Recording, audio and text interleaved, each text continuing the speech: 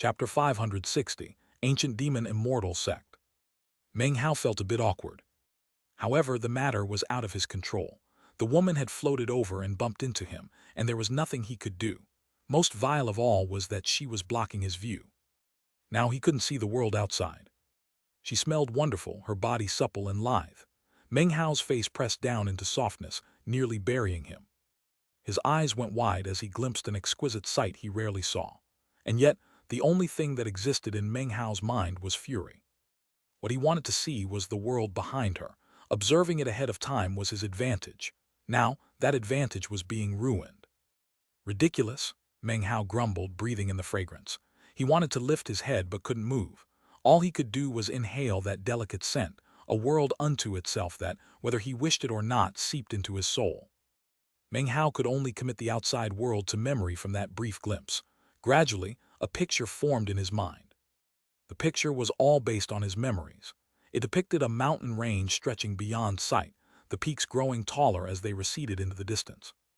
It seemed as if this mountain range was actually an entire world. If he remembered correctly, there were actually 7 mountain peaks. The last of them seemed high enough to connect heaven and earth. The tallest mountains Meng Hao had ever seen in South Heaven were tens of thousands of meters high. Yet even the smallest of these 7 peaks defied comparison.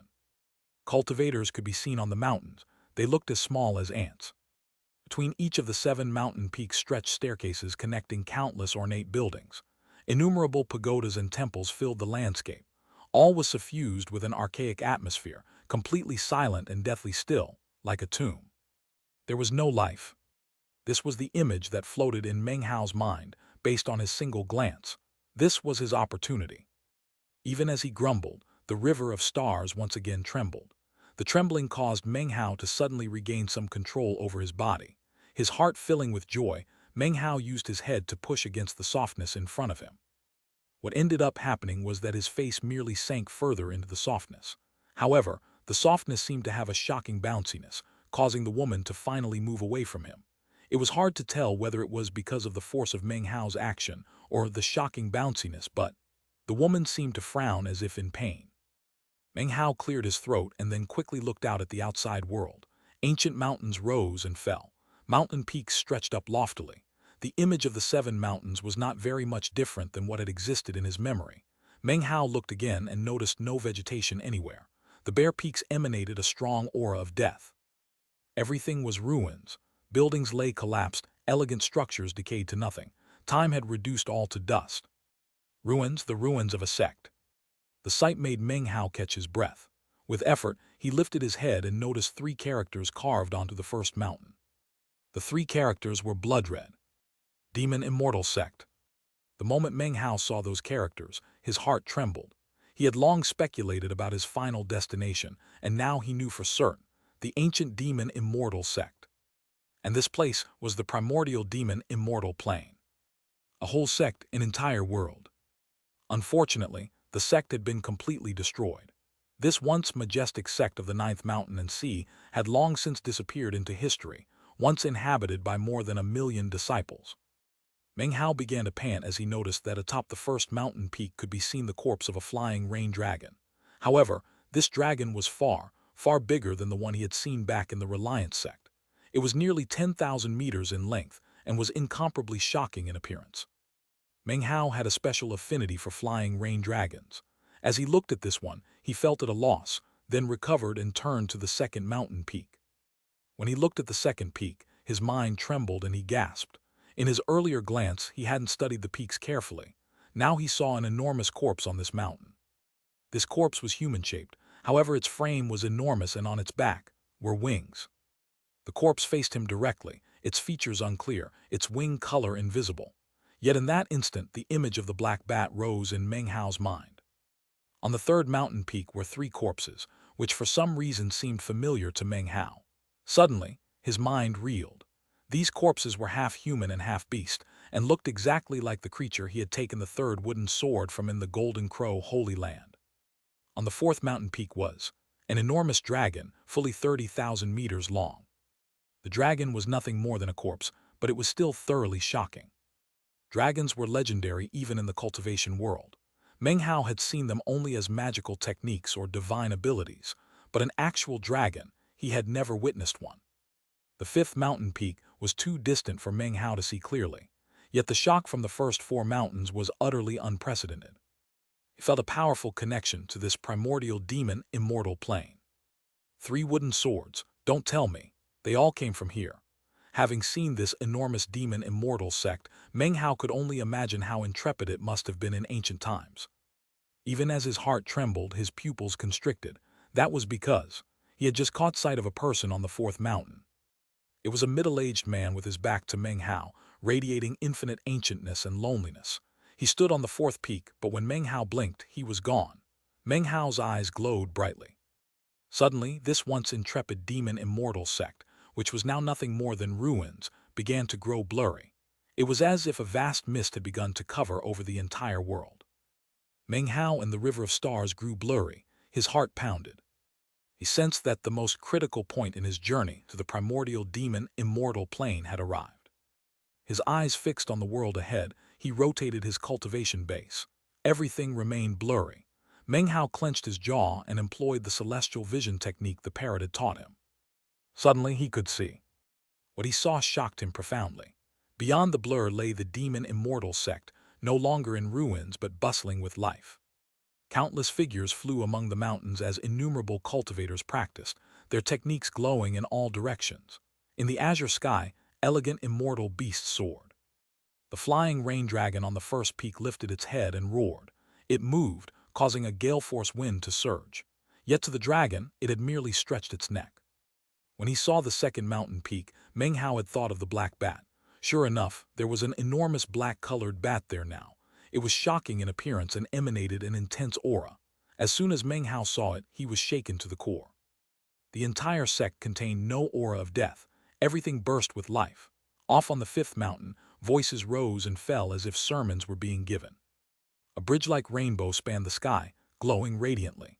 People sat cross-legged in all locations, listening to scriptures being recited or gaining enlightenment of the Tao. These cultivators all had different appearances. Some were people, but others were demons. As Meng Hao reeled with shock, he looked over at the fourth mountain peak. There again was the man, back turned, radiating ancientness. Meng Hao gasped. The man seemed to sense Meng Hao's gaze. He slowly turned to face him.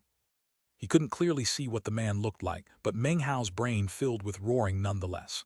Suddenly, the world shattered layer by layer, vanishing like smoke.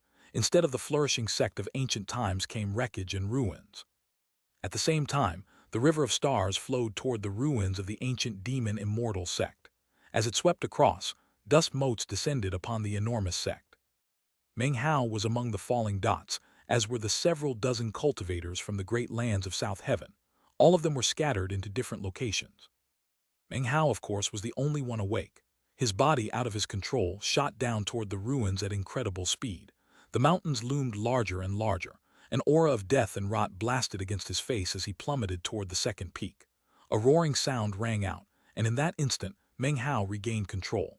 The power of his cultivation base exploded outward, and he lifted his right hand. He landed onto the ground on one knee. Dust shot away from him in all directions and his hair whipped about. When he looked up, his eyes were gleaming. Chapter 561, The Old Friend He Least Wanted to Run Into. Meng Hao knew that the others hadn't awakened as he had. In their current state, it was impossible to tell.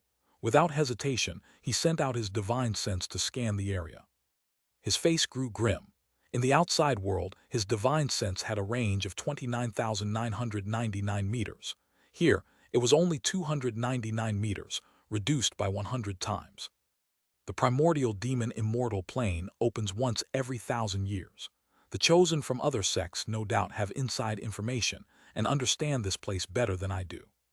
Right now, I need to understand the situation. Then I can look for fortune.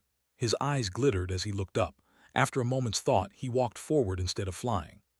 The ground was covered with cracked limestone and ancient bloodstains. Corpses lay scattered about, shocking Meng Hao. There were collapsed buildings, broken pillars, and occasionally, deep craters. At first he seemed close to the second peak, but soon realized he was quite far away. In a short period of roughly 2 hours, Meng Hao saw thousands of corpses. Some were large, some were small. Some were complete, some were not. Some were cultivators, some were demons. He saw several dozen bags of holding. However, when he scanned them with divine sense, they turned to ash, long decayed since primordial times. The contents turned to ash as well. These bags turning to ash show how long the sect has been gone. Yet these corpses, broken as they are, remain intact. Something preserves them. He squatted beside a half-human, half-beast corpse. Though dead for ages, it radiated incredible power. He reached out to grab the corpse's arm and exerted pressure, then more, until he poured all his power from the first anima into it. Still, he couldn't move or damage the arm. Meng Hao was visibly shaken. He jumped into the fourth anima and twisted again. Only a tiny crack formed. He stood up thoughtfully and quickly headed off, stopping to inspect each corpse. After inspecting roughly 1,000, he sighed and his eyes shone with a strange light. For one corpse to possess an incredible fleshly body is one thing. Maybe you could take it to be unique. But all 1,000 of these corpses are the same. There wasn't a single exception. The cultivation practiced by this ancient sect is clearly very different than the cultivation practiced today. They didn't just practice internal cultivation, but also cultivation of the fleshly body. Even after being dead for such a long time, these corpses can even cause problems for my fourth anima. There were even a few that I think could resist my sixth anima without being damaged. If they were alive, I wouldn't be a match for them even in the seventh anima. Such incredible power, and there are thousands just like this, perhaps even tens of thousands, or hundreds of thousands. Meng Hao smiled somewhat bitterly as he finally realized just how fearsome the disciples of this ancient sect were. Most tellingly, a vicious attack had shattered many into pieces. These were not inner sect disciples, mostly ordinary disciples. His eyes shone and his interest surged. He'd come because of Xianxia and demon weapon Lone Tomb. Now something else drew him, discovering what techniques these disciples cultivated, whether legacies remained. If I could acquire a legacy from ancient times. His heart palpitated with eagerness. His eyes flashed as he rushed forward at top speed. He'd arrived around noon. Now evening was falling. The sky bore no resemblance to South Heavens. He seemed in a different world entirely, one that belonged solely to the ancient demon immortal sect. As he walked, he occasionally glanced up or around. The entire sect is a world. How many majestic sects like this exist in heaven and earth or the starry skies? Because of the sect's vastness, he encountered no other South Heaven cultivators, only collapsed temples and corpses. Ornate buildings and elegant halls lay in ruins. Some locations bore restrictive spells whose power still shocked him. Despite countless years, their force remained formidable. Even Patriarch Huyan would be instantly killed if he touched those spells. The demon immortal sect, don't tell me all its members were actually immortals. The thought shook him. He proceeded cautiously, encountering more restrictive spells, some powerful, some weak, yet even the weakest overwhelmed him. Once he saw an immortal's cave, perfectly intact. The restrictive spell matched the power of the 8 immortals he'd met in the realm of the bridge ruins. As night fell, Meng Hao suddenly stopped. He gazed toward a crumbled palace. 2 women stood on opposite sides of the ruins. One of them was the exact same blue-robed woman within whose bosom Meng Hao's face had encountered such incredible softness. Even when her eyes were closed, she had seemed cold. Now that her eyes were opened, they flashed with killing intent. When Meng Hao saw the woman next to her, he frowned. Other than Jixiang, there was no woman in existence whom he would rather see less. Fang Yu. This exceedingly violent young woman had made a deep impression. The craters from her punch, her intense desire for battle, filled him with dread. The most violent woman he'd ever met, and the person he least wanted to encounter again. He cleared his throat and began backing away. One had blocked his sight like a mountain. The other was a cultivator who without a word could become an explosive dragon. But at that very moment, both women turned to look at him. The icy woman in the blue gown glanced him over. Seeing he was at the great circle of the nascent soul stage, she looked disdainfully back at Fang Yu. In her opinion, the great circle of the nascent soul stage was definitely beyond ordinary.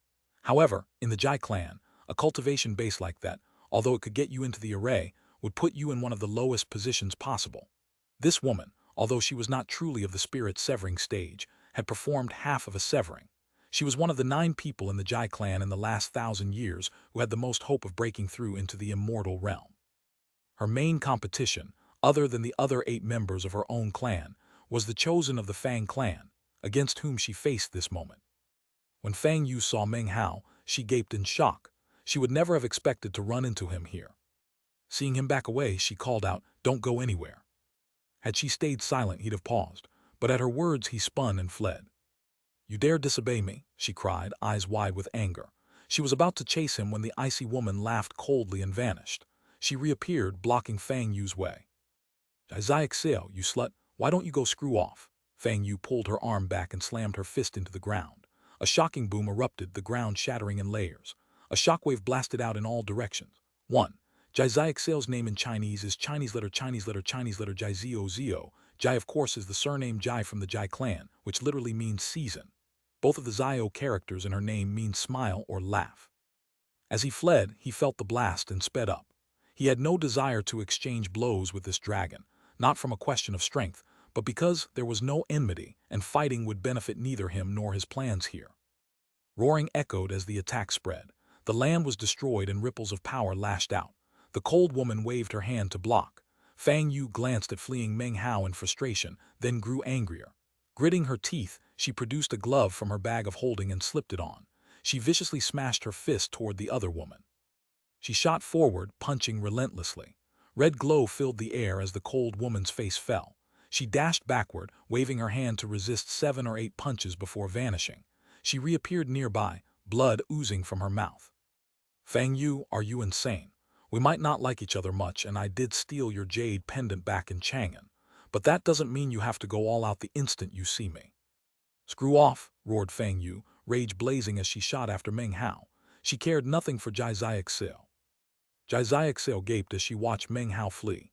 Then she smiled, her icy beauty blossoming into something stunning. Fang Yu has always been proud and arrogant. She has a bad temper, but I don't think I've ever seen her so mad at a man. I wonder what sort of relationship she has with him. HMPH. Ever since we were small, it's been the same. We fight over whatever we see. No different this time. Her eyes gleamed like crescent moons. She shot off in pursuit.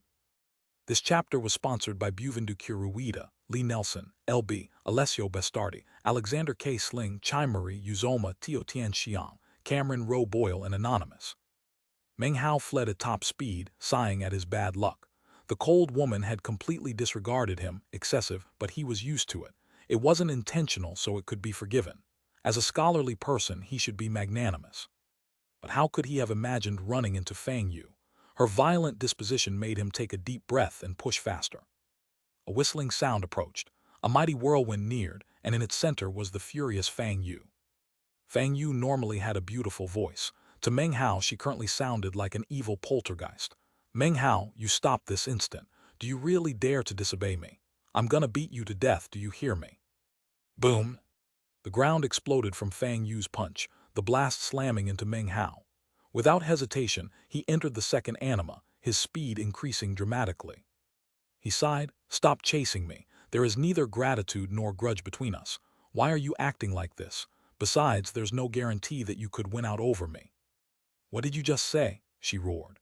She tapped her bag of holding, producing a bottle of medicinal pills. She popped one into her mouth, her body erupting in flames as her speed surged. Her fist descended again. Furious but not deadly, it slammed through the air to force him to stop. As the fist descended, Meng Hao entered the third anima. He became green smoke and shot off into the distance. Fang Yu's fist struck nothing. She stared for a moment, then chuckled. "You little bum. In all the years I haven't seen you, it seems you really have developed some skill." As she spoke, she pursued him at incredible speed. Each time she got close, Meng Hao exploded ahead, yet her temper cooled. Eventually, a happy smile appeared. She threw occasional punches and seeing him speed up, started laughing. Fang Yu laughed happily. Meng Hao smiled bitterly. "Why did I piss off a girl like this?" thought Meng Hao. "She's almost at spirit severing, it doesn't seem fair. I spent 100 difficult years in secluded meditation, transmigrated into the violet sea, formed 7 nascent souls, endured multiple heavenly tribulations, and achieved perfection. Yet I'm still only halfway to spirit severing, and Fang Yu is the same. Chosen of the great clans are all like this," he sighed. He realized that when he'd seen her 100 years ago, her power had been incredible, making things seem balanced. As they moved, one pursuing, one fleeing, they neared the second peak. Suddenly, a beam of green light shot toward Fang Yu. Its speed made Fang Yu's face flicker. She immediately punched with her right hand. With a bang, she retreated several paces. The green beam spun backward, transforming into a whip. A man appeared out of thin air. He was tall and thin, with long hair and a handsome face. A long mark could be seen on his forehead that glittered brightly. It almost looked like lightning. He wore a green-colored robe, and upon his shoulder perched a crow. The crow was bizarre in appearance. It had 3 eyes, all of which were staring coldly at Fang Yu. Beside the crow, a white wolf stood next to the man, its aura piercing as it stared coldly around. The moment the man appeared, 8 pillars of light rose around Fang Yu, filling the sky with colorful lights. 8-point illumination, the green-robed man said coolly. The pillars transformed into a seal that locked Fang Yu in place. "Jiming Feng," said Fang Yu, her face falling. A cold snort came from behind Xianxia, approaching slowly, her phoenix-like eyes flickering with killing intent. 1. Jiming Feng's name in Chinese is Chinese letter. Jiming Feng Jai is of course the Jai of the Jai clan. Ming means bright or clear. Feng means wind. Don't tell me your Fang clan ancestors neglected to tell you that you can't simply run around wildly in the primordial demon immortal plane, said Xianxia. Fang Yu, did you really forget that Jai clan Dao children are adept at augury arts? Our meeting was coincidental. Had you left immediately, I couldn't have acted. Instead, you gave me a chance to notify Ming Feng. His augury made pinpointing you easy. Meng Hao had stopped, observing coldly from a distance. Seeing Fang Yu ambushed and sealed, he frowned. Do you really dare to hurt me? Replied Fang Yu calmly. No anger showed in her eyes, rather, a fearsome aura emanated, growing more intense. Hurt you? Why? Said Xianxia with a slight smile. The Fang clan might be alone here in South Heaven, but on planet East Victory, they are the most illustrious clan. We don't need to hurt you, just trap you for 3 days. Then your path back into ancient times will be cut off, preventing you from finding a host body. Off to the side, Jai Mingfeng smiled. Meng Hao could tell he was much more dangerous than Jai Xiaoxiao. Looking at Jai Mingfeng, Meng Hao felt a needle in his back. Jai Xiaoxiao looked at Fang Yu a moment longer, then turned to Meng Hao. She smiled broadly and said, "Many thanks, fellow Taoist. It seems we were fated to meet this day. Unfortunately, there's no time to properly entertain you today, but if karma wills it, we will meet again one day." Jai Mingfeng glanced at Meng Hao, smiled and nodded. Meng Hao clearly saw the scorn in his gaze. Fang Yu also looked over at Meng Hao. He stood silently a moment before turning to leave. He had no desire to participate. Fang Yu's sealing didn't endanger her life. Since she was neither kin nor ally, action wasn't worthwhile. Besides, he wasn't confident he could face 2 Jai clan members at once, especially with Jai Mingfeng giving off the same danger as Patriarch Huyan. As he turned, the smile on Jai Xiaoxiao's face grew wider. Her smile made her seem far different from her cold version earlier. Seeing despair and pain in Fang Yu's eyes, she grew even happier. She looked at Meng Hao walking away, admiration in her eyes. A thought struck her. She could use him to provoke Fang Yu in the future. Meng Hao took 3 steps before suddenly looking back at Fang Yu. He saw despair and pain in her eyes, not romantic pain, but that of abandonment by family. The look made his mind tremble. His eyes suddenly shone brightly. He couldn't brush aside that pain. In that instant, he decided. His killing intent surged. Jai Xiaoxiao frowned. Next to her, Jai Mingfeng's lips turned up in a cold smile. In that moment, Meng Hao entered the 7th anima. Boom! His body swelled. His hair grew longer and his aura rocketed up. 2 times, 8 times, 16 times, until his battle prowess equaled 64 great circle nascent souls. The explosive power created a whirlwind screaming into existence, filling the area with dust. Meng Hao was now several heads taller, his demeanor that of a devil immortal. Jai Xiaoxiao's face fell, and Jai Mingfeng's pupils constricted. Fang Yu's eyes began to glow brightly. A roar burst from Meng Hao as he shot forward with all his speed. He was upon them in a blink. Jai Xiaoxiao lifted her hand, pointing forward, a bubble appearing before her. It shattered on Meng Hao's face. Bam! The bubble made him tremble but not pause. As he pressed forward, Jai Mingfeng pointed, the white wolf lifting its head to howl. As it pounced, the mastiff became red light appearing at Meng Hao's side. It lashed out toward the wolf, which quivered. Before the wolf could react, crunching sounds echoed as the mastiff chomped it into its mouth. Everything happened so fast that Jai Mingfeng could only gape in astonishment. Intense killing intent appeared in his eyes. Jai Xiaoxiao was flabbergasted. The mastiff's spirit-severing aura made her face fall. Meanwhile, Meng Hao reached the seal holding Fang Yu. He glanced at her, she back at him, their exchange nearly silent. Her aura exploded as she punched directly toward the seal. Meng Hao's fist slammed down. Their fists struck the same pillar at the same point. The pillar shook, cracked, and exploded. As the first pillar exploded, the other 7 reinforced themselves. Fang Yu, raged, shot out from within. She charged toward Jai Xiaxia, punching her before she could react. Jai Xiaxia fell back, blood spraying. Jai Mingfeng gave Meng Hao a long look, then smiled and turned, taking Jai Xiaxia with him as he headed off. Fang Yu was about to give chase when Meng Hao blocked her way. She turned to look at him, and her tone, one of rebuke, said, "What are you holding me back for? You have no respect for your elders, and don't you know that showing off your full power so early will lose you any advantage you have?" Meng Hao shook his head and smiled wryly. "Fine, fellow Taoist Fang. If you want to chase after them, I won't stop you." "Don't take that tone with me," she said, glaring at him. "And what kind of address is that? Call me Big Sis." Meng Hao gave another wry smile. He felt rescuing her had been a mistake. "Not gonna call me Big Sis," she said. Her hands clenched, cracking sounds echoing. A dangerous glow appeared on her face as if she might become an explosive dragon at any moment. "Big Sis," he said with a sigh, backing up a few steps. "Happy." "That's better, doesn't hurt, does it?" As she spoke, gentleness slowly filled her eyes, though her tone remained sharp. Meng Hao had no idea where that anger came from. "All right," she continued, "forget about that for now. How did you end up here? Did you decide which host body you're going to pick?" This chapter was sponsored by Lord Araser, Chimeri Uzoma, Ryan Vaderlaus, R. Moore, and Nikos Theodorou. Chapter 563, The Extraordinary Ancient Demon Immortal Sect. "Host body," said Meng Hao, gaping. It was the second time he had heard such a term, the first being when Jai Xiaxia said it. His eyes glittered as he suddenly thought of the resurrection lily's parasitic existence. Unfortunately, he wasn't sure if that had anything to do with the term host body mentioned by Fang Yu. He intentionally made his expression one of confusion, but inwardly, he was extremely vigilant. Seeing his expression, Fang Yu frowned for a moment. Then she reached her hand up as if to smack him on the head. The movement seemed incredibly practiced, as if it was something she did all the time. Without even thinking about it, Meng Hao backed up a few steps. Fang Yu glared at him, but eventually lowered her hand. "You don't know anything," she said angrily, "and yet dare to come to the primordial demon immortal plane. You." After a moment, she finally started to explain to him what she meant by host body.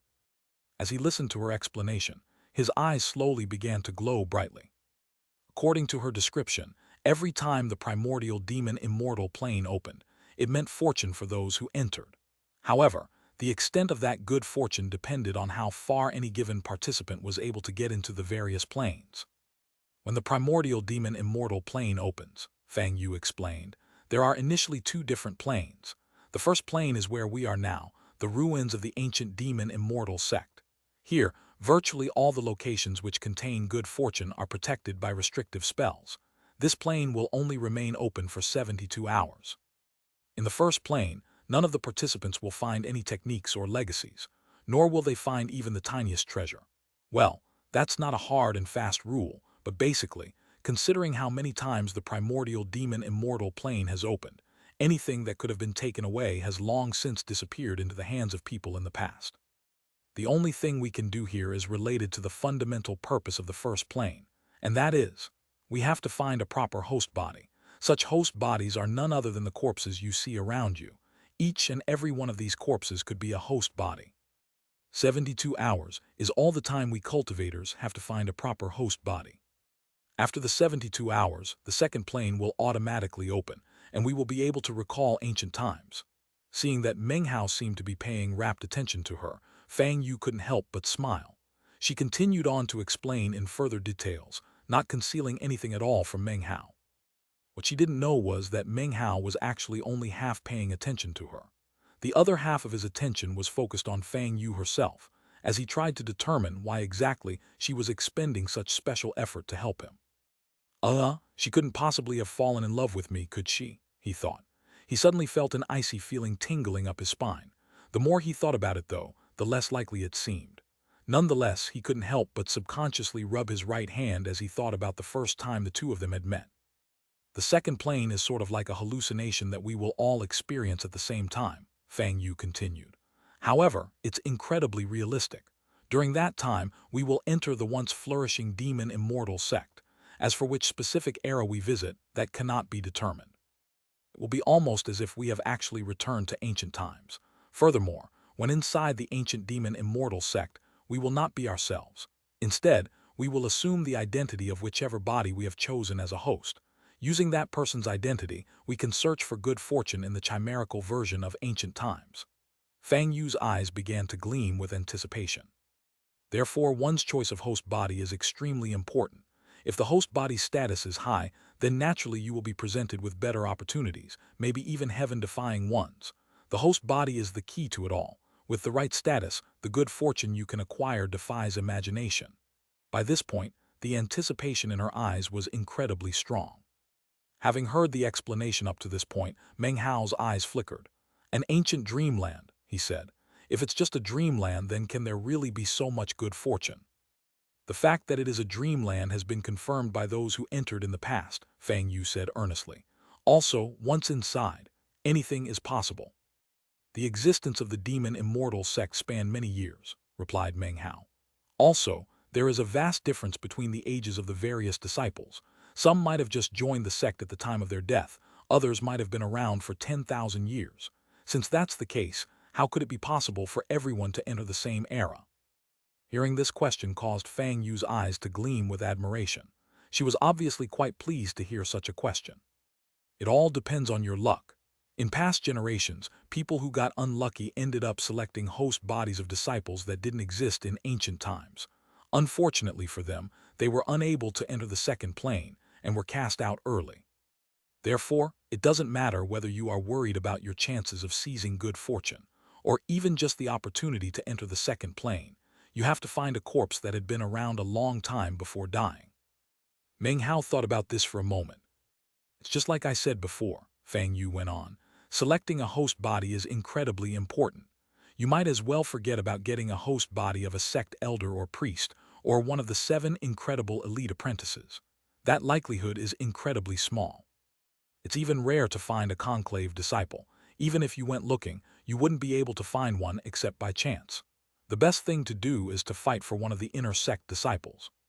Throughout the years in which the primordial demon immortal plane has opened, the Jai clan has come to occupy the best position. They have located the corpses of 5 inner sect disciples and 1 conclave disciple. As for the Fang clan, we have only been able to locate 4 inner sect disciples. Most of the rest of the sects in South Heaven, she said calmly, only have records of 1 or 2 inner sect disciples. Meng Hao took a deep breath. Now he fully understood the importance of the host body. A host body with a high status meant better chances for good fortune in the second plane. Some ancient legacies and techniques would only be available to people with special positions. Furthermore, said Fang Yu, upon entering the second plane, all of us will temporarily lose all of our memories. For a short period of time, we will believe ourselves to be whoever the host body is.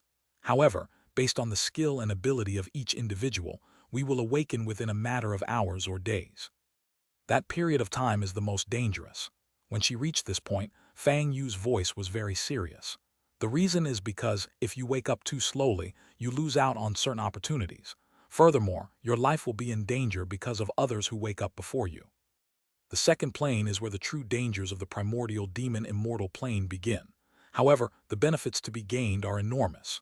According to the legends, the ancient demon immortal sect has 1,000 types of Taoist magic, 1,000 orthodoxies, and 1,000 heterodoxies. In total, there are 3,000 great Taos. Each one of these divine abilities and Taoist magics are a legacy.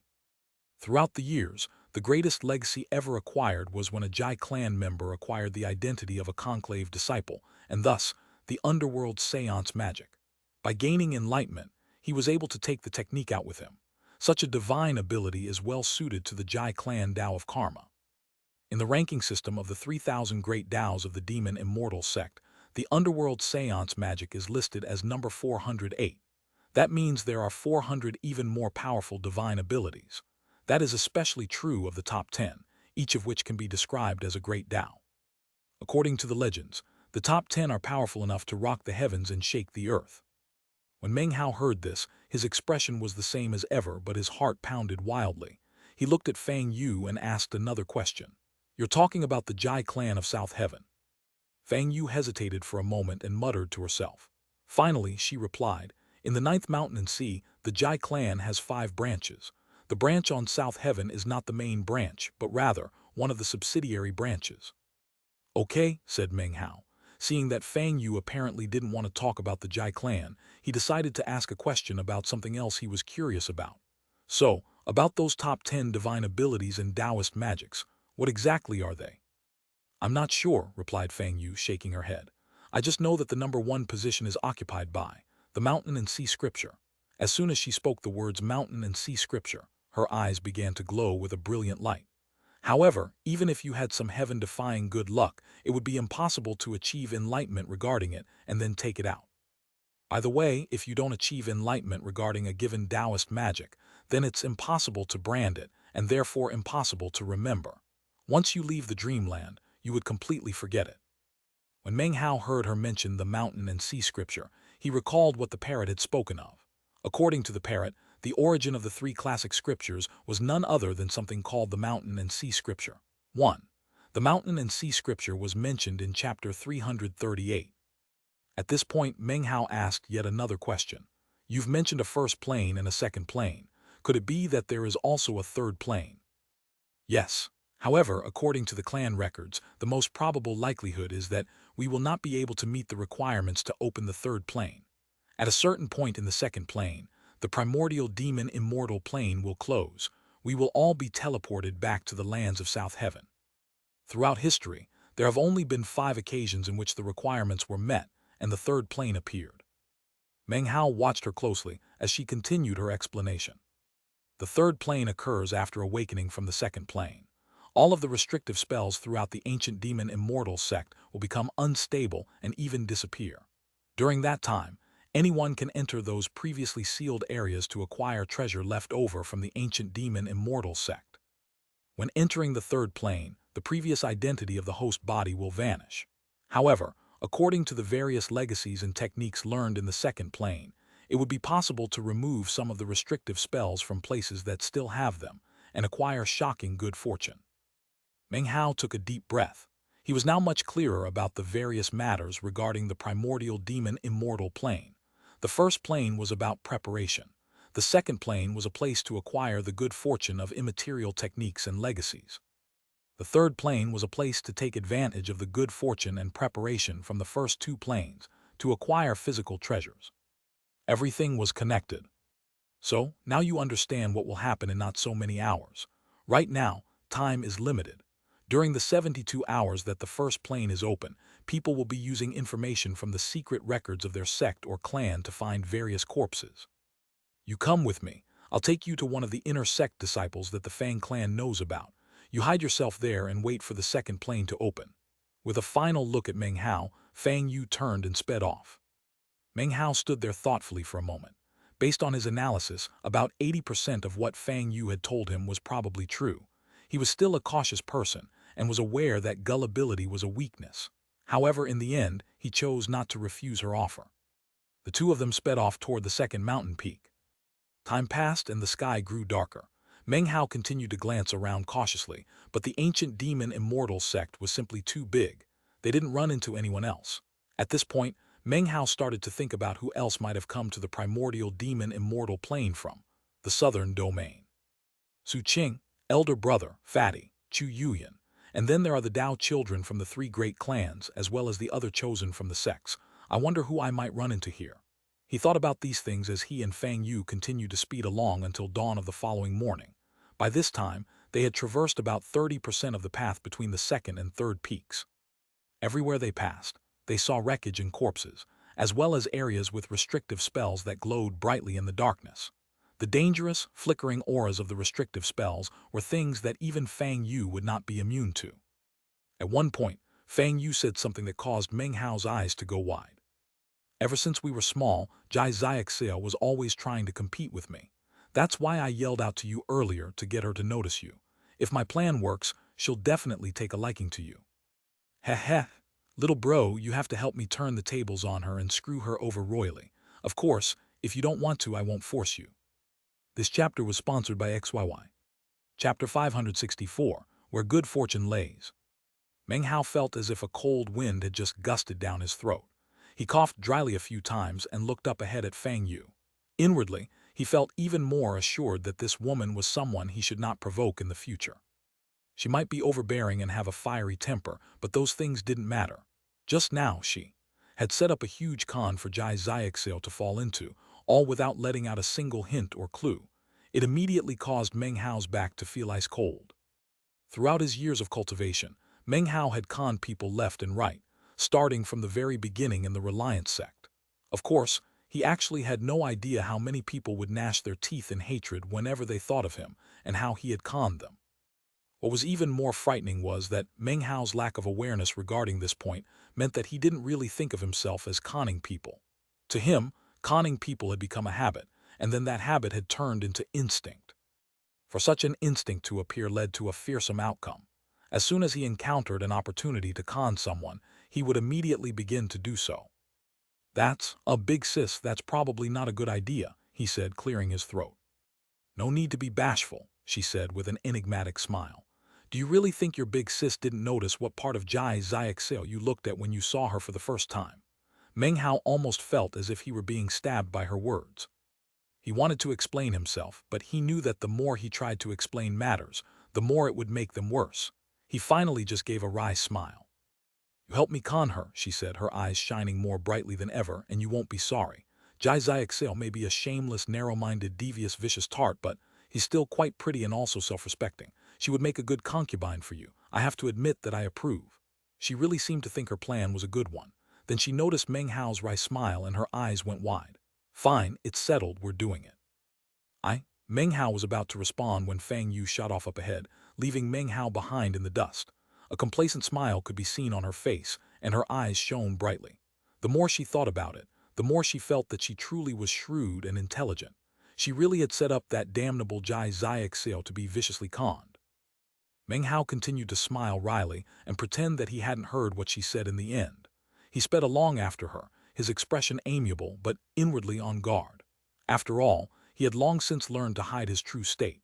Instead, he usually kept a light smile on his face to prevent others from knowing what he was truly thinking. "She truly isn't on guard against me at all," he thought. "Or is that just an act?" A thoughtful look appeared in his eyes as he thought back to the scene from outside the rebirth cave that year. Again, he subconsciously looked down at the back of his right hand. More uncertainties bubbled up in his heart. Maybe everything will be made clear once we arrive at this corpse. I can make my final decision then. An imperceptible gleam flickered within Meng Hao's eyes. Dawn had fully broken, and the primordial demon immortal plane was no longer dark. Rays of sunshine climbed up into the sky as Meng Hao and Fang Yu reached a stretch of ruins that existed in the middle of the second and third peaks. The damage to the place was considerable. Corpses lay about everywhere, and a pervasive sensation of ancientness filled the air, along with an aura of decay that seemed unwilling to depart. The limestone that covered the ground had long since been crushed into countless pieces. The richly ornamented buildings looked as if they had been shattered by some giant palm slamming down from up above. The force had completely shattered the buildings, and then turned into a shockwave which caused everything for tens of thousands of meters in all directions to be destroyed. "Okay, we're here," said Fang Yu. "Only 3 members of the Fang clan came this time. I'll notify the other 2 not to select this place. This is the corpse of an inner sect disciple with a relatively high position. Although it's not a conclave disciple, the previous generations of Fang clan cultivators who came here said that this person had a lot of friends. If you play your cards right, you should be able to find some good fortune." With that, she took out a jade slip and handed it over. Recorded in this jade slip are 7 paths taken by various members of the previous generations of the Fang clan. Everything they did and said is inside. Because the time period we're traveling to is not set, the contents will most likely not relate directly to you. However, you might want to study it nonetheless. With that, Fang Yu looked around, studying the area before proceeding forward. As they moved, Fang Yu explained everything in detail. "Pay attention to the path I take. For example, see there. That's a protective spell formation which is very difficult to penetrate. It should actually keep you safe. Oh, don't touch that. There's a hidden restrictive spell in there. Don't touch this either. You have to wait here for the amount of time it takes an incense stick to burn. Pay attention to the shadows on the ground." Meng Hao nodded in response to her explanations. Inwardly, His suspicions continued to increase as he realized that Fang Yu really wasn't concealing anything from him. They took a circuitous route into the center of the ruins. A few hours later, when it was afternoon, Meng Hao suddenly stopped in place and looked off into the distance. There, in the middle of some wreckage, was a jade slip that emanated a bright blue light. It was floating above the ground, surrounded by countless streams of magical symbols. At first glance, it was extremely beautiful. Surrounding it for dozens of meters in all directions was the glow of a restrictive spell. "Don't even think about it," said Fang Yu. "From the Fang clan's very first records of the primordial demon immortal plane down, until now no one has been able to get past that restrictive spell. If you pay attention closely, you can sense that the Taoist magic contained in that jade slip is definitely in the top 1,000 legacies and divine abilities." She sounded as if she viewed this to be quite a pity. "See all the corpses around the glowing light. Quite a few of those are people from past generations who got greedy and tried to break through the restrictive spell." When Meng Hao heard this, he nodded calmly. He had long since noticed that some of the corpses in the area looked different than the corpses of the members of the demon immortal sect. "How many times has the primordial demon immortal plane opened?" he asked suddenly. "Is it possible that there are still members of the sect left alive in here?" "Impossible," replied Fang Yu, shaking her head. "Everyone is dead. Other than a few people who managed to escape before the calamity struck, everyone died. Although everything happened long, long ago, the ancient records offer clear proof that the entire sect was wiped out. If it opens every 1,000 years, isn't it possible that people returned and then stayed?" He followed up, his eyes flickering. Fang Yu didn't seem to be the least bit fazed by Meng Hao's question. "The only people who can stay behind are the dead. Anyone else who enters gets expelled when the plane closes. It's no coincidence that I happen to know this. I was curious about the very same thing, and the person who answered my question happened to be the only remaining elderly member of the clan who had been to this place." Meng Hao asked no more questions. He turned back and followed Fang Yu as she proceeded forward. This time they walked for about 2 hours before they finally reached one particular house that was only half collapsed. After looking around for a moment, Fang Yu produced a jade slip which she then crushed. Immediately, a blurriness surrounded the house. When the blurriness faded into clarity, the house was gone. In its place was an enormous crater. This didn't surprise Meng Hao at all. During the course of their journey, he had watched Fang Yu do this same thing about 7 or 8 times. She had also done other things to ensure that they weren't being followed. In the middle of the crater was a corpse. Upon nearing, it became clear that the muscles and blood had long since faded away. What remained was essentially a mummified corpse, with its head turned to look up into the air. It seemed that before it died, it had been looking up into the sky. Despite the long passage of time, the look of fear and aloneness on its face was still clear to Meng Hao. His name was Su Long, and he was a member of the demon immortal sect for a long time. He started in the outer sect to eventually be promoted to the inner sect. He ended up sacrificing his life during the calamity. Were it not for the calamity, he may have eventually become a conclave disciple. Fang Yu held out her hand, in which could be seen 8 jade slips, all of which contained information regarding the primordial demon immortal plane. One by one, she handed them over to Meng Hao. "It won't be much longer now," she said. "You should be safe here. I'm going to go find a corpse in a different location." Fang Yu gave Meng Hao a deep look, making no attempt to hide the thoughtfulness in her eyes. Meng Hao looked at the jade slips and then watched as Fang Yu turned and made her way off. After a long moment, he took some time to examine his surroundings. Clearly, there were no real dangers in the immediate vicinity. Obviously, this was a place that few people came to in search of a host body. "Don't tell me that she really didn't have any ill intentions," he murmured softly. He turned to look at the corpse, then walked over thoughtfully and squatted down to examine it closely. Gradually, his expression changed, and it was clear that he was moved inwardly. This corpse was actually far, far more powerful than any of the ones he had seen before. Even after entering the 7th anima, he couldn't even put the tiniest crack in its skull. This caused his mind to reel. He was even able to sense a slight pressure emanating off of the corpse, which caused his hair to stand on end. His entire body felt as if it were filled with coldness, and an indescribable weight pushed down onto his heart. After a long moment, he awoke from his reverie and stepped back a few paces, cold sweat dripping down his face. He looked down at the corpse, his face grim. "So this is an inner sect disciple of the ancient demon immortal sect. It's completely different than the other corpses I inspected. It's far, far more powerful. That must mean that all the corpses I saw on the way here were nothing more than outer sect disciples. He took a deep breath as he sat down cross-legged. Fang Yu really didn't have any evil designs. Interesting. Well, as of now, there are only about 40 hours left. If I stay here, then there is a high likelihood that I will be able to get into the second plane. However, his eyes glittered as he looked in the direction of the third and fourth peaks. There was no way that he could forget everything he had seen after awaking in the River of Stars, as it made its way here to the primordial demon immortal plane, especially the man he had seen on the peak of the fourth mountain.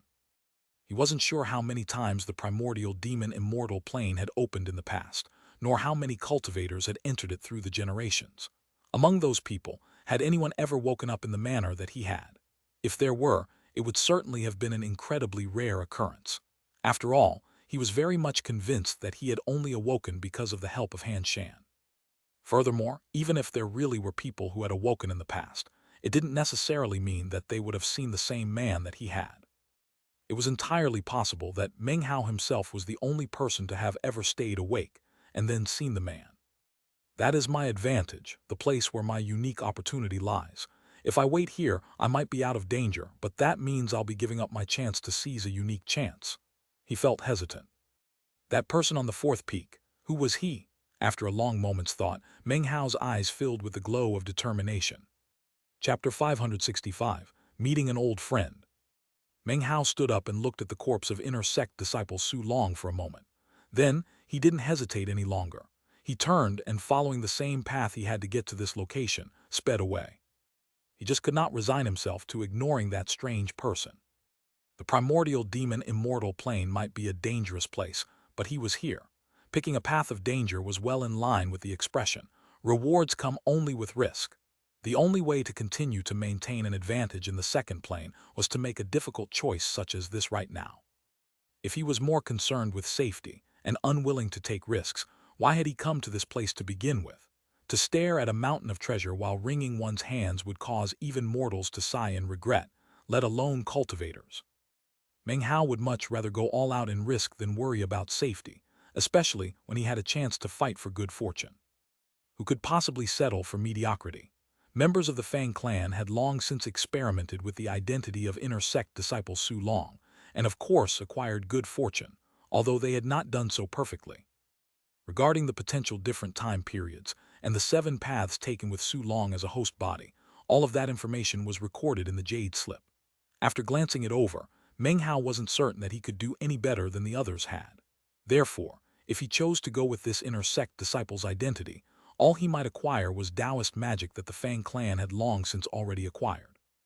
Anything else would be very difficult. Many times, one's starting point will determine one's final destination.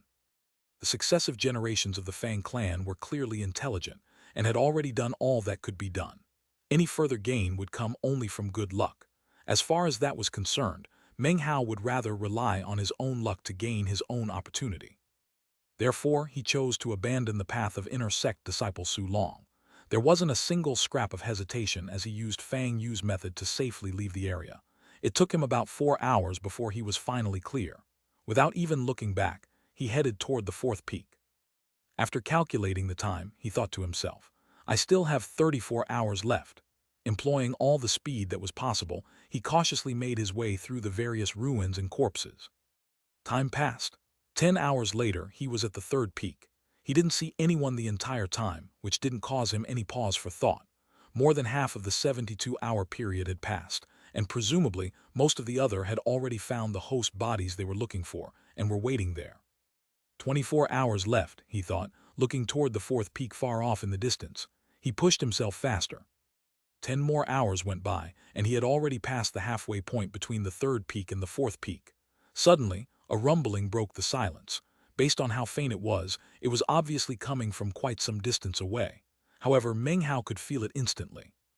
Mixed in with the sound were pulsating ripples of divine abilities and magical techniques.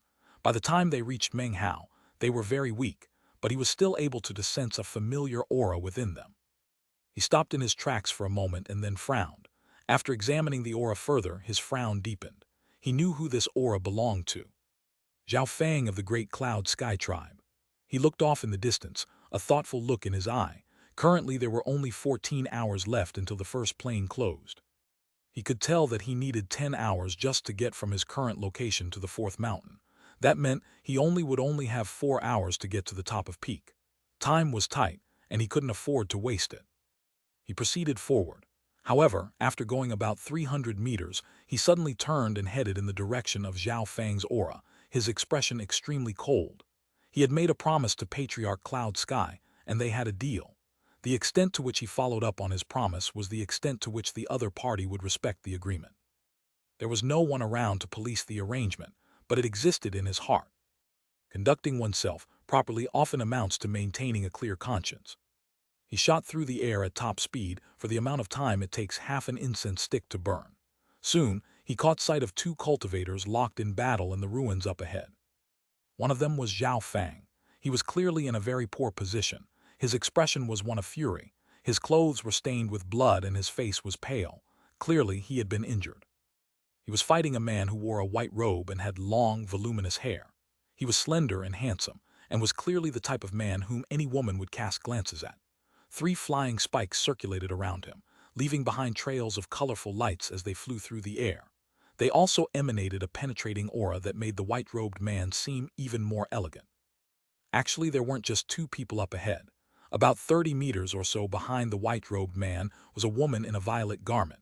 She was beautiful, with a shrewd smile and an intelligent air to her. Anyone who looked at her would instantly be able to tell that she was cunning and resourceful. She watched the magical combat with a smile on her face.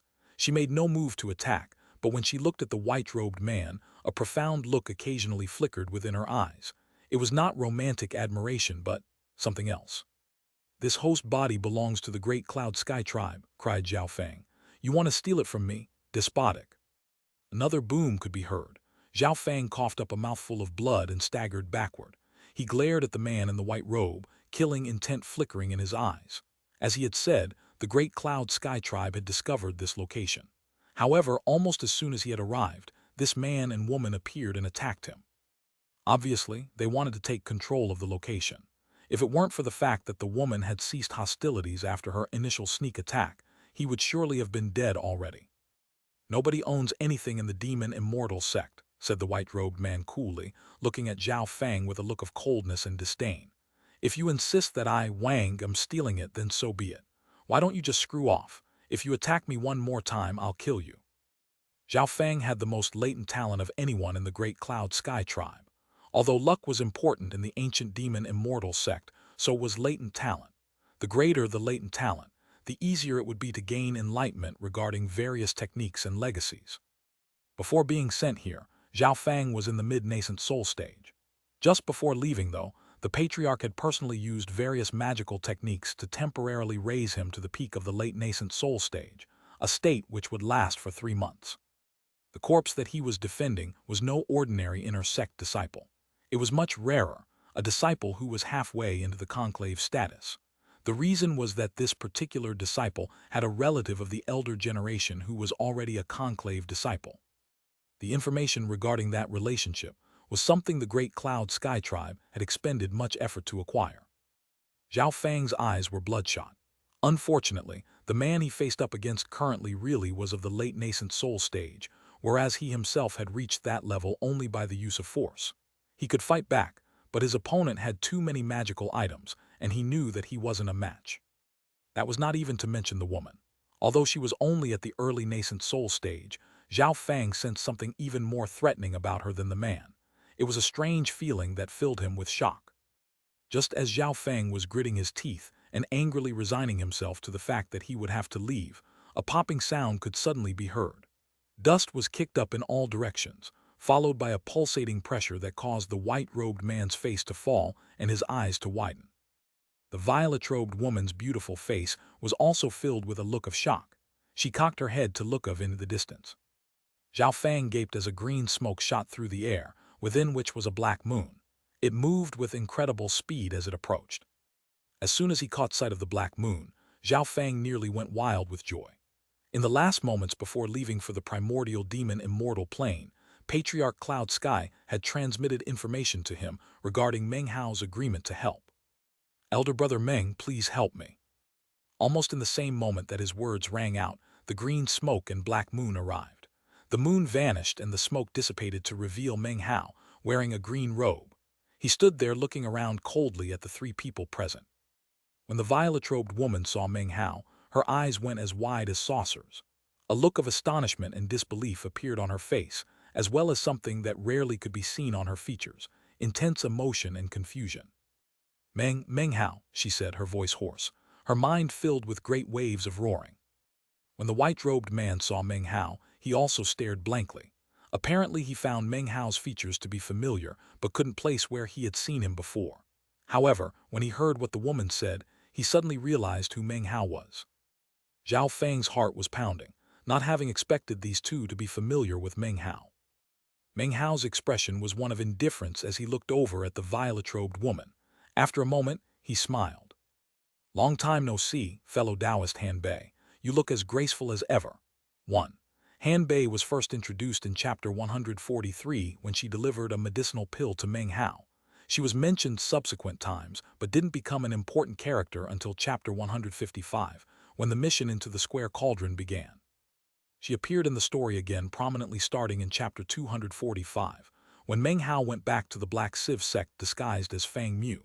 She also made minor appearances in the Song clan, when Fang Mu revealed his identity as Pill Cauldron, and during the events outside the Rebirth Cave. This violet-robed woman was none other than the bizarre Han Bei of the Black Sieve sect. She stood there breathing heavily, a look of disbelief on her face when she heard Meng Hao's words. "Is it really you?" she said. She had been left with a profound impression of Meng Hao all those years ago. In her memory, he had brought about one miracle after the next. First, there were the events inside the square cauldron in the Black Sieve sect's blessed land, then his activities within the Black Sieve sect itself as Grandmaster Pill Cauldron, and finally what happened outside the Rebirth Cave when he killed the Li clan Dao child and the quasi-array member of the Jai clan. All of these things caused great waves of change to sweep across the southern domain. Each one of those events had left Han Bei completely in shock. Although many years had passed, the impression left was still deep and intense. Of course, much of that had to do with the warnings and analysis of the soul of the Han clan patriarch. Your cultivation base," she said, her mind spinning. The shock she felt after sensing the level of his cultivation base was even more intense than before. Meng Hao was actually of the great circle of the nascent soul stage. She well knew that of the current generation of Dao children in the sects and clans of the southern domain. Most were in the early nascent soul stage. A few were in the mid-nascent soul stage, and only Wang clan Dao child Wang Lihai was of the late nascent soul stage, although he concealed that fact most of the time, and had revealed it only in the primordial demon immortal plane. Once word spread into the southern domain, Wang Lihai's status would be propelled to the number one person of his generation. And yet here stood Meng Hao. Han Bei was shaken and could scarcely believe her eyes. Meng Hao looked over at the white-robed man, who looked just as shocked as Han Bei. Considering how much this man's face resembled that of Wang Tengfei, Meng Hao instantly knew who he was. This was Wang Tengfei's older brother, Wang clan Dao child, the person who had feigned death in the Blood Immortal Legacy Tournament. Wang Lihai. 1. Wang Lihai was first introduced in chapter 119 in the Blood Immortal Legacy Tournament arc, although it was actually his clone who appeared and subsequently died in the tournament. He later appeared in chapter 264 and subsequent chapters during the Primordial Dao Geyser arc, in which he was soundly defeated by Meng Hao in the guise of the faceless Azure Hero. This chapter was sponsored by Ryan 4 and Anonymous. Meng Hao was no longer a novice in the cultivation world. He now understood a lot more about the Dao children and chosen of the sects and clans. Although his understanding wasn't absolutely correct in terms of every single detail, he now had a general understanding of what a Dao child was and what a chosen was. Actually, Dao child and chosen were merely titles, an indication of approval and status. Such approval was evidence of that person's ability to maintain their strength within the sect.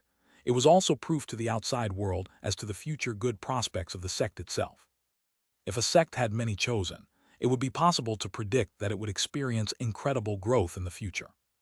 Regarding Dao children, that was a title given to the most illustrious of any given stage of cultivation within a sect or clan. They would represent the sect or clan when it came to dealing with most affairs on the outside. Every sect and clan would have 3 Dao children and no more: a foundation establishment Dao child, a core formation Dao child, and a nascent soul Dao child.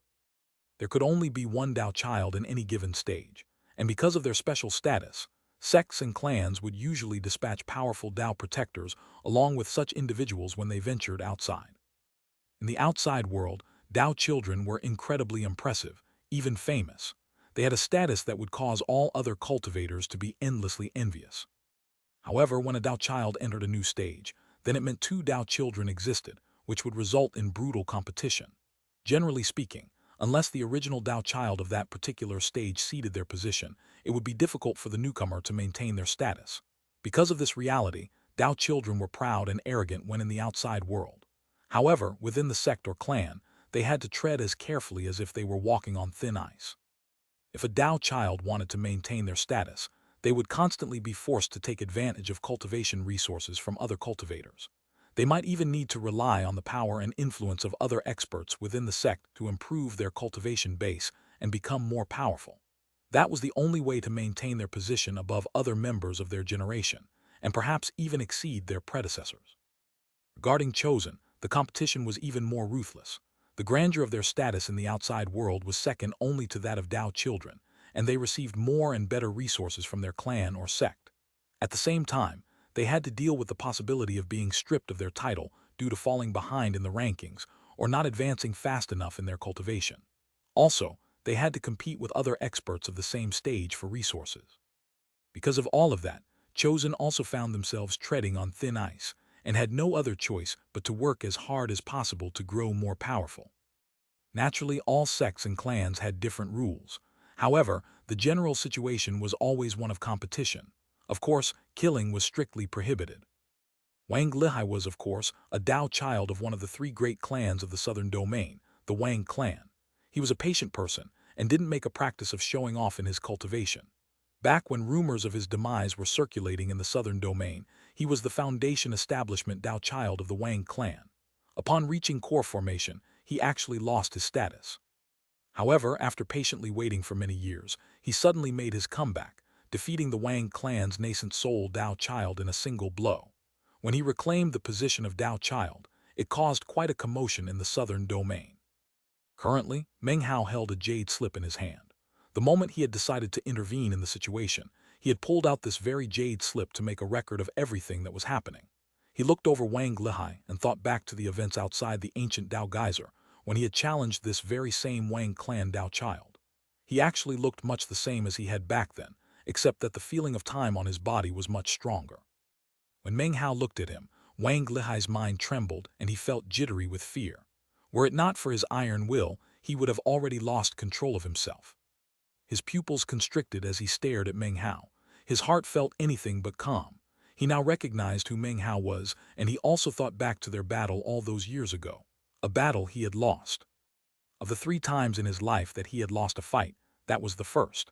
It was also one of the reasons he had been so persistent in his practice of cultivation over the years. Before, he had viewed himself as powerful enough to sweep over anyone in the same stage as him. He thought that he was at the pinnacle, above even the other Dao children in the southern domain, the #1 person. But now that he saw Meng Hao and felt the power of his cultivation base, Wang Lihai's mind began to spin. His pride crumbled. His self-confidence felt as if it were being crushed. He took a deep breath, then clasped hands and bowed to Meng Hao. "It's been years, elder brother Meng. You look as dignified as ever." Off to the side, Han Bei, although she had regained some of her composure, was still breathing heavily. Images of past encounters with Meng Hao floated in her mind. Their initial encounter, their meeting in the Song clan when they had almost touched faces. There were other things too, all of which made it impossible for her to stay completely calm. Meng Hao stood there, his long green robes rippling like water. His expression was one of indifference as he looked at Wang Lihai and then nodded. "Since we're old friends, I'll allow you to take your leave," he said calmly. Han Bei breathed in deeply. She clasped hands, bowed, and then looked Meng Hao deep in the eyes. Her expression was one of shrewdness, and her eyes flickered with beauty. "Elder brother Meng, we've just met and you're already sending us away." She placed her hand over her mouth as she chuckled. "You really don't want to chat about old times with me? Very well then, I'll take my leave."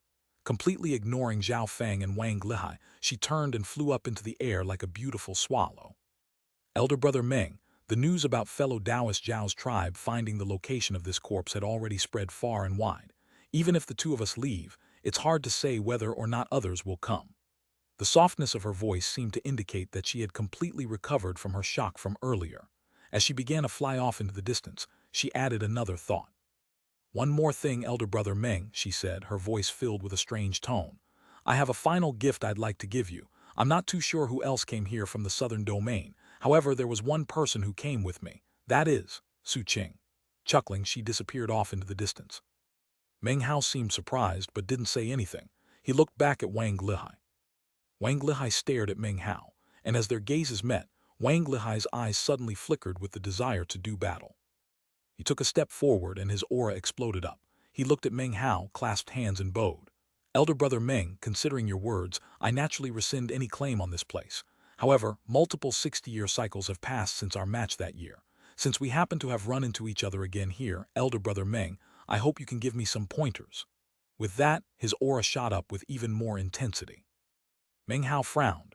Time was limited, and he didn't have much to spare. Almost the same moment in which Wang Lihai expressed himself, Meng Hao flicked his wide sleeve and took a step forward. The incredible pressure of the great cycle of the nascent soul stage instantly shoved down onto Wang Lihai. Boom! Wang Lihai instantly fell back 7 or 8 steps, his face pale. With a final deep look at Meng Hao, he turned and left. Meng Hao watched Wang Lihai leave. The man had left quite an impression on him, this Wang clan Dao child. "My first anima puts me an entire phase above someone in the late nascent soul stage," mused Meng Hao thoughtfully. His face paled, that was it. No blood. It seems Wang Lihai's battle prowess is actually equivalent to someone of the Great Circle. Finally, he turned to look at Zhao Fang. Zhao Fang immediately began to get nervous. He knew how fearsome Meng Hao was. After all, he could hold his own against Patriarch Huyan. Could it be possible that the tiger, having driven away the wolf, would now eat the man? Stepping back a few paces, Zhao Fang began to speak, choosing his words carefully. "Senior Meng, many thanks for your kindness in saving me. I of the younger generation will definitely report this matter to the Patriarch. He will assuredly reward you handsomely, Senior." Of course, he didn't dare to refer to Meng Hao as elder brother, and thus chose a more respectful form of address. Meng Hao understood the meaning behind Zhao Fang's words.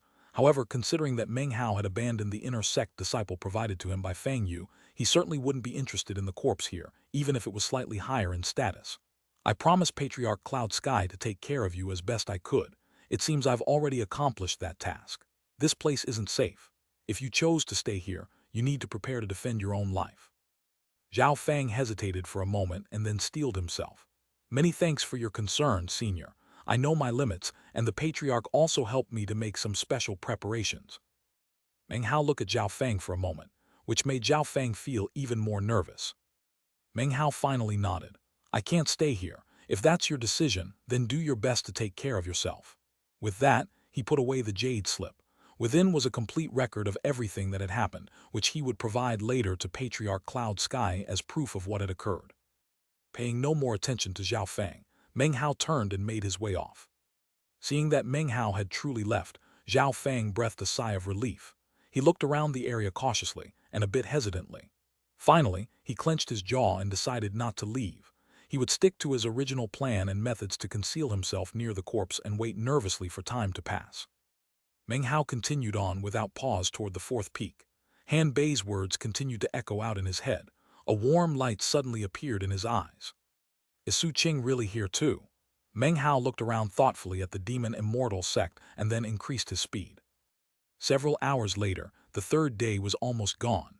There were now only 4 hours left until the first plane closed. It was at this point that Meng Hao reached the foot of the 4th mountain. He looked up toward the towering mountain in front of him. It was huge, so big that he couldn't see the top. He was like a tiny insect, completely insignificant.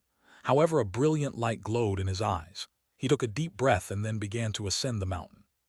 Most of the locations within the first plane of the primordial demon immortal plane contained restrictive spells. Simply touching one would give birth to deadly danger. As he ascended the mountain, Meng Hao encountered many such an area, forcing him to take a meandering route.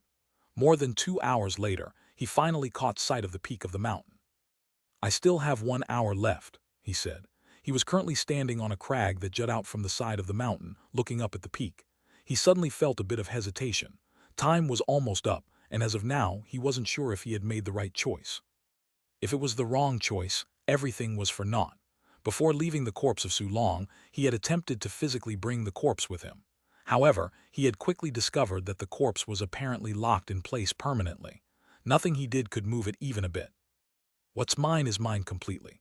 I won't accept things from others even if begged. At the very least, I won't have any regrets. He let out a casual laugh, and then stopped worrying about matters of gain or loss. He used his last hour to continue on toward the top of the mountain. As he moved, he looked around at the ruins, taking in all the former grandeur of the demon immortal sect. Because he wasn't worried about winning or losing, he no longer felt nervous and took his time. By the time he reached the top of the fourth peak, there were only 100 breaths of time left. This chapter was sponsored by Freelance PR. Please send any typos or mistakes to email protected. Chapter 567, Kijiusi. He stepped onto the stone dais at the top of the fourth peak. From a distance it looked sharp and pointed, but it was flat. A large square lay before him, surrounded by 9 huge cauldrons covered with fissures. At its center was a wooden coffin, lidless and carved not with magical symbols, but with ancient depictions of auspicious clouds and beasts, mountains, rivers, and a vast starry sky. At first glance the carving seemed complicated, but closer inspection revealed simplicity within. It gave an impression of both contradiction and harmony. Meng Hao approached the coffin and looked inside. It was empty, no corpse, no remains. No host body here. Only 80 breaths of time remained until the opening of the second plane.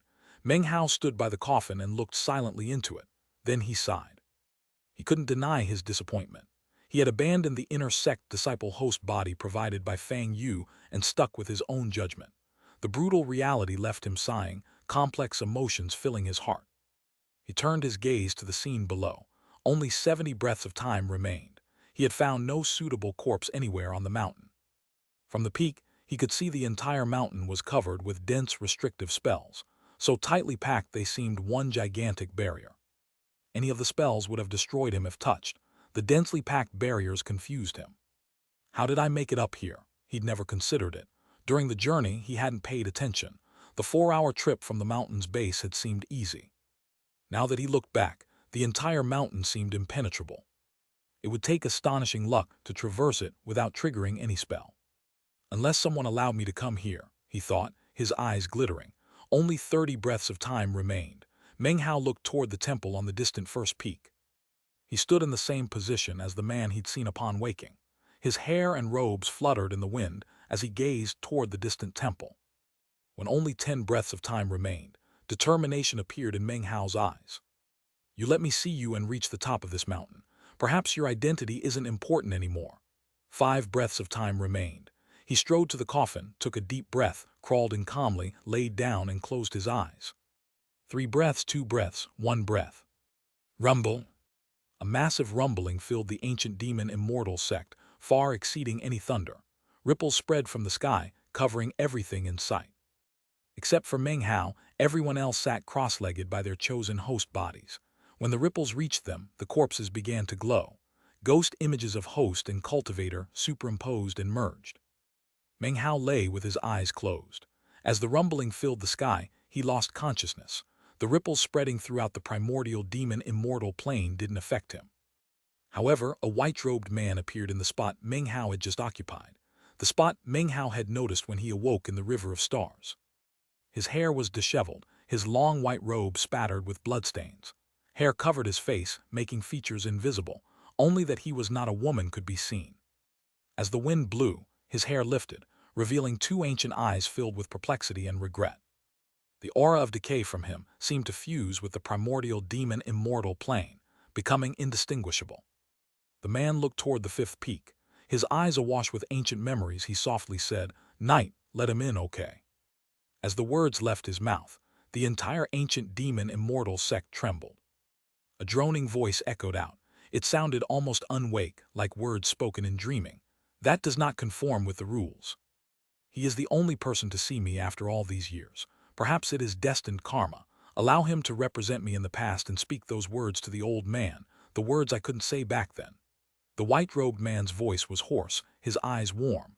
Yet within that warmth lay ancient thoughtfulness. yearning and deep regret he could not escape. "I've been keeping those words buried in my heart for 90,000 years," the old man said softly. The entire world was quiet for a long moment. Finally, the droning voice could be heard again. The voice rose and fell like ocean waves. "He has no identity." "Give him my identity," replied the white-robed man. The world went silent. Make time pass back into that year. The white-robed man closed his eyes, burying the pain, yet he could not bury the sorrow and longing in his heart. Rumble. Light from all directions poured into Meng Hao. He grew transparent, then disappeared. In that instant, a sound like endless thunder echoed. At the same time, a warm glow spread throughout the ancient demon immortal sect. A new world became visible within the glow, a memory of ancient times. Meng Hao's vanishing differed entirely from the other South Heaven cultivators. They all fused with host bodies, but Meng Hao entered the second plane with his own body. The others merely borrowed the identity of someone else. Meng Hao, however, didn't borrow another identity. He was acquiring it. Borrowing and acquiring are two very different things. As light filled the ancient demon immortal sect, the white-haired man stood in place, facing away from the first peak. In his mind's eye, an old man smiled at him. "I can see in your eyes that you will forgive me anything, forgive any mistakes I make. As if you're always watching over me, waiting to silently correct my blunders. Back then, if I made a mistake, one word of criticism from you would send me into a rage. Back then I ran amok with the silkpins and acted tyrannically. I never saw the wrinkles in the corners of your eyes, nor the look of disappointment in your gaze." 1. Silkpins is a term in Chinese similar to silver spoon in English. It refers to spoiled rich kids. Back then, I unhesitatingly gave a precious sect treasure to a woman, but didn't notice your once proud head bowed in shame to the rest of the sect. Back then, I would polish my sword to flaunt my identity. I never noticed that you had suddenly grown old. Finally, one day, you passed away in meditation. Your body turned into ash. I cried. My heart broke. My world was gone. Heaven and earth were no more. Father, you were gone. I can see your aged face, how you doted upon me. Throughout all the years, no matter what mistakes I made, you always forgave me. I realize now that I have always owed you a certain commitment and some special words. Those words have been waiting with me for 90,000 years. The sky in ancient times was blue. When Meng Hao opened his eyes, he saw the blue sky. White cranes flew overhead. Auspicious beasts circled in the air. A din of conversation and activity echoed everywhere. Countless enormous pillars of light rose into the sky. Everything was bright and colorful. Beams of light shot through the air in all directions. Off in the distance was a green, vigorous mountain. Suddenly, an ancient voice rang out, filling the world. "I give a sermon regarding the Tao every 10,000 years. This time I will speak to you of a legend. The legend tells of a true spirit whose name is Night. When he closes his eyes to sleep, the world is his dream. When he opens his eyes, he awakens from the dream.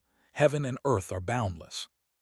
The ancient voice slowly grew softer. It seemed a murmuring in the ear, yet echoing throughout the world. "Time is like a dream. It's impossible to tell what is true and what is false. When you dream, you see others. Perhaps in the world of others, the dream version of you appears. Or perhaps our lives are like an invisible bubble that could pop at any time and cause us to awaken. Who dreams of you, and who you dream of? This is truly a difficult riddle to explain." A young woman's voice suddenly rang out, "Eldest brother." The voice sounded astonished and anxious. "Eldest brother." A tremor ran through Meng Hao's body, as if his soul were returning from elsewhere. When it slammed into him, he felt torn apart. Pain pulsed through him, and ghost images sprang up everywhere. He panted as the sensation went on for several breaths. When it vanished, the blue sky reappeared, and so did the world. "Eldest brother, what are you doing?" A young woman in a long pink garment stood before him, eyes wide with confusion. She looked both puzzled and furious. He looked down at himself. He wore a white robe and had long hair, seated cross-legged on an altar at the mountain's peak. 9 cauldrons surrounded him, green smoke slowly ascending. This was the very top of the 4th peak. Meng Hao's mind trembled. Though his head pounded, his eyes shone brightly. He'd entered the second plane. What shocked him most was that he hadn't lost his memories. A voice suddenly rang out in his mind, announcing his identity clearly. Qijiusi of the 4th peak, one of the 7 elite apprentices of the demon immortal sect. 2. Qijiusi's name in Chinese is Chinese letter Qijiusai. Qi is a surname which also means stem. Ju means 9 and Si means to think. Literally, it could be interpreted as key 9 thoughts or key think 9 times. Chapter 568. Think 3 times before you act. Meng Hao sat cross-legged at the top of the fourth peak, wearing a long white robe. He rubbed the bridge of his nose. Extra memories flooded his mind, obscure, not his own. His head ached with confusion. A gentle breeze pulled at his hair and rippled his robes. Yet he couldn't dispel the shock or the daze from this new identity. One of the 7 great elite apprentices. He remembered Fang Yu's words. Acquiring such an identity was virtually impossible. In the demon immortal sect, such a person could summon wind and rain, stir up boundless trouble. They outranked all other disciples and wielded power over life and death. From the very beginning of the primordial demon immortal plane until now, no one had ever acquired such a fearsome identity. The highest identity ever acquired was that of a conclave disciple. Against Meng Hao's new identity, conclave disciples were insects. Such an identity existed only in legend. The demon immortal sect had 7 elite apprentices, also called legacy apprentices. Elite apprentices outranked sect elders, second only to grand elders and sect priest paragons. Meng Hao's heart trembled.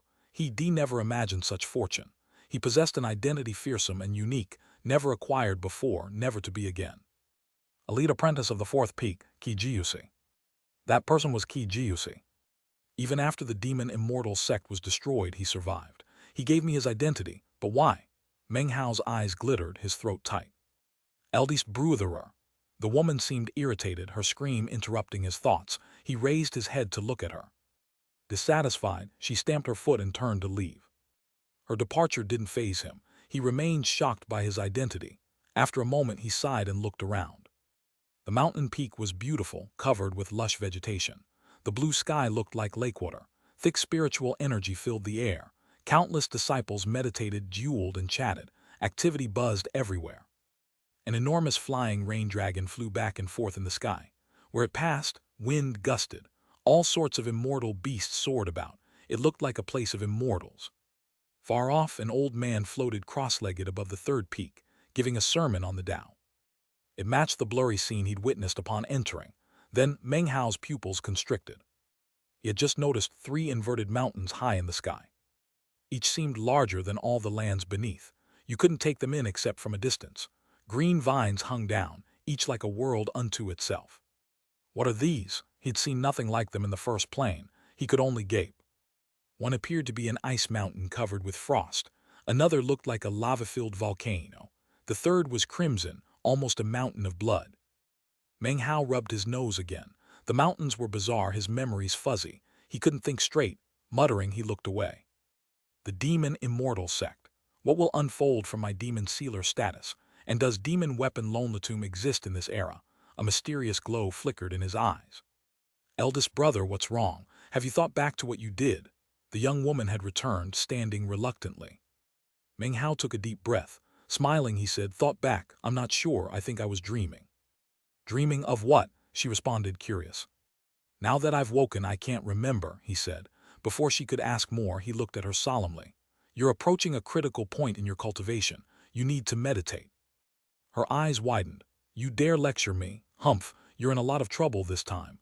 The sect priest sent me to ask if you'll admit your mistake." With a wink, she turned to leave. Watching her go, Meng Hao frowned. He understood her meaning. Fang Yu said people entering the second plane don't awaken for hours at least, sometimes days. Before others wake, my advantage is limitless. He rubbed his nose, dismissing her and focusing on this ancient, illusory world. None of the others are a match for me. If I find any, I could kill them with a thought. A cold glow appeared in his eyes. Though chaotic memories prevented him from recalling all details of an elite apprentice's rites, he had a general sense. I'm not sure which host bodies the others chose. The best would be the Jai clan conclave disciple.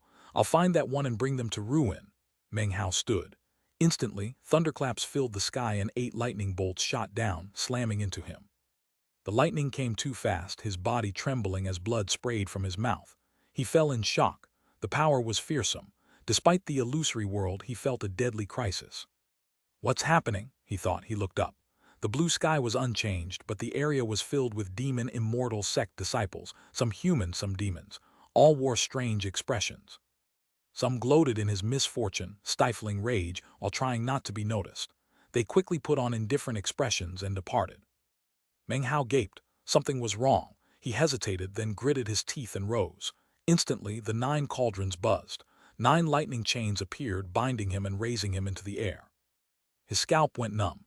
In midair, 8 lightning bolts boomed down. Blood sprayed from his mouth, his face pale. Demon immortal disciples stared. Each wore a strange expression. Some seemed to enjoy it. Others vented anger. All were happy to watch him struck. Some looked on the verge of applause. Damn it, what's happening? Aren't I an elite apprentice? Meng Hao grew scared. The second round had such power his body felt on the verge of exploding.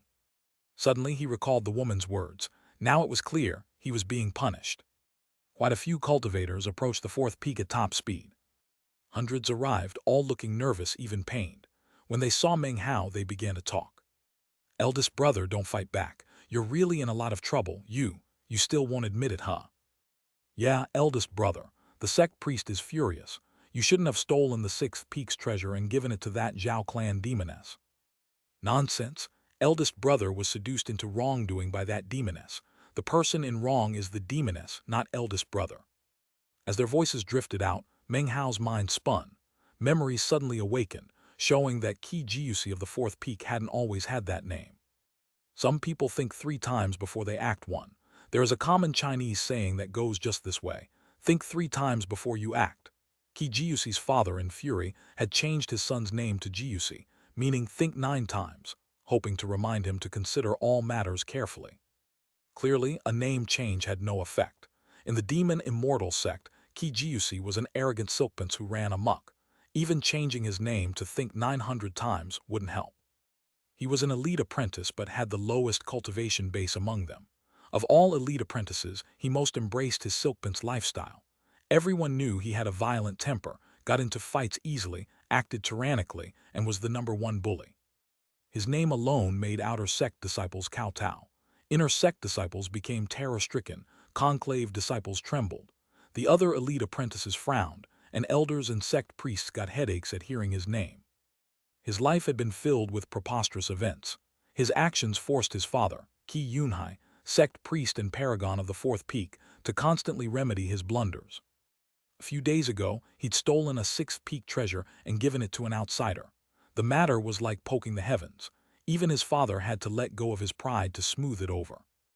Meng Hao smiled bitterly as the lightning chains pulled him down to the platform's center. After a moment, the chains vanished. But if he stood again, more lightning would fall. Little patriarch, eldest brother, just admit your fault. Don't butt heads with the sect priest. The disciples neared, their faces pained. Although Qi Jiusi ran wild, in the 4th peak he was viewed almost like a child. Everyone held deep feelings for him. This chapter was sponsored by Freelance PR and Madatsugu Oba. Chapter 569, Qi Yunhai. Disciples rushed toward the 4th peak, trying to convince Meng Hao. His face was pale, depressed. How could he have imagined things would end up this way? You think you can convince me to say I'm wrong? Forget it. Meng Hao's eyes filled with determination. He took a breath. Jiusi was wrong. The words silenced everything. Everyone's eyes went wide with disbelief. Though they'd been trying to convince him to admit his fault, they knew the little patriarch's temperament. He'd rather die than admit wrong. And yet he just had. Not only they were shocked. A violent wind whipped down as a gigantic illusory hand grasped Meng Hao and wrenched him toward an immortal's cave on the 4th mountain. An ancient voice, filled with wrath and pain, echoed throughout the demon immortal sect. Old 6th, my son admitted his fault. From now on, if anyone breathes even half a word of this matter, don't blame me for flipping out. The voice rumbled with a domineering air. The wind hand dragged Meng Hao into a spacious immortal's cave. When he landed, he tumbled but wasn't hurt. His eyes rolled, his brain spinning. He worried his cover might be blown, but reminding himself this was illusory, he felt at ease. Dusting himself off, he stood and looked around. The immortal's cave was simple, large but containing only a single stone bed. A middle-aged man sat cross-legged atop it. This was the lord of the 4th peak of the demon immortal sect. He was one of the paragons of the 1st heaven, famous in the 9th mountain. Qi Yunhai. 1. Qi Yunhai's name in Chinese is Chinese letter Qi Yunhai. Qi is the same family name as Qi Jiusi. Yun means cloud, and Hai means sea. Next to him was an oil lamp flickering brightly, illuminating the cave. Looking closely, the wick was a phoenix, shrunken to finger size. The lamp was crafted not from bronze but from a shrunken golden dragon. A real golden dragon, mouth open, whiskers undulating, transformed into an oil lamp. With a dragon as lamp and phoenix as wick, such an object revealed in Meng Hao's era would cause commotion throughout South Heaven. The man had handsome features. When young, he must have been striking. Now, dignified in a long gray robe, he frowned helplessly at Meng Hao. "Did it hurt?" he asked softly. Meng Hao hesitated, then nodded. Qi Yun chortled exasperatedly. "Do you know anything about fear? Isn't there anyone you're afraid of? Quit this crap with me." "Fine, stay away from the sixth peak and keep a low profile. Stop fooling around. You're not a kid anymore. Soon it will be time to find you a beloved and pass on the Taoist magic you've mastered. Got it?" The more he spoke, the angrier he seemed. Yet when he looked at his son, he sighed. His gaze softened. "Very well," he said warmly. "I want you to demonstrate some of the Taoist magic I've passed on to you. Go ahead." Meng Hao swallowed hard. He was very nervous. He never felt such nervousness. Looking at the middle-aged man, he thought of his own father. The memories were blurry but still there.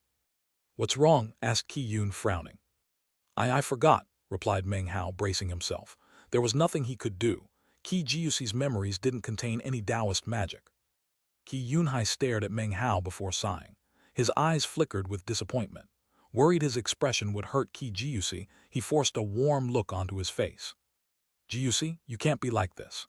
He waved his finger, spiritual energy condensing into symbols that transformed into a jade slip hovering before Meng Hao. "This is the soul divergence incantation. Go gain enlightenment." Qi Yunhai stared at him as Meng Hao's heart beat rapidly.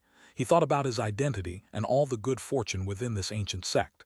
He'd never imagined receiving such fortune so quickly.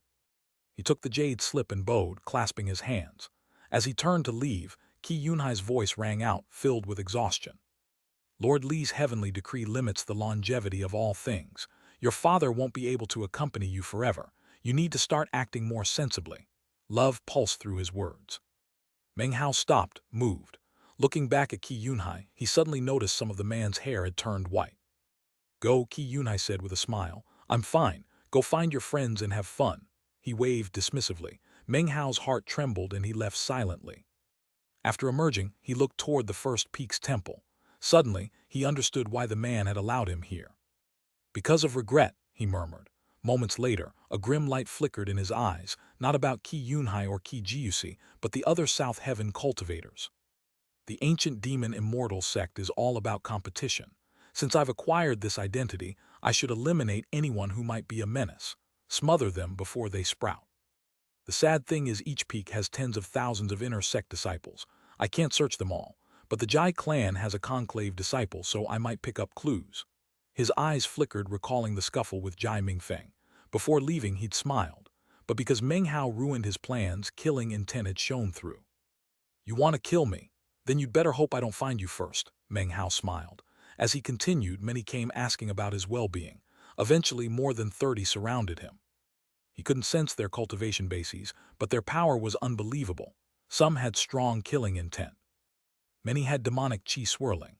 Some were ordinary cultivators, others demonic cultivators with bodies covered in scales or fur, extremely fierce. "Let's visit all the peaks," he said. "A conclave disciple offended me and escaped. We'll find him." The crowd smiled, unfazed. Rumbling filled the air as Meng Hao and his junior brothers and sisters shot toward the third peak. En route, many flew out from the third peak with arrogant bearings. Very familiar with Meng Hao, they greeted him and joined. These were other silkpants from the sect. A young man with a fish scale on his forehead seemed eager. "Jiuxi, should we call others? I heard a conclave disciple offended you. Who does that fool think he is?" Meng Hao nodded. "Call everyone." While I was being struck by lightning, he laughed hardest. The cultivator smiled and waved.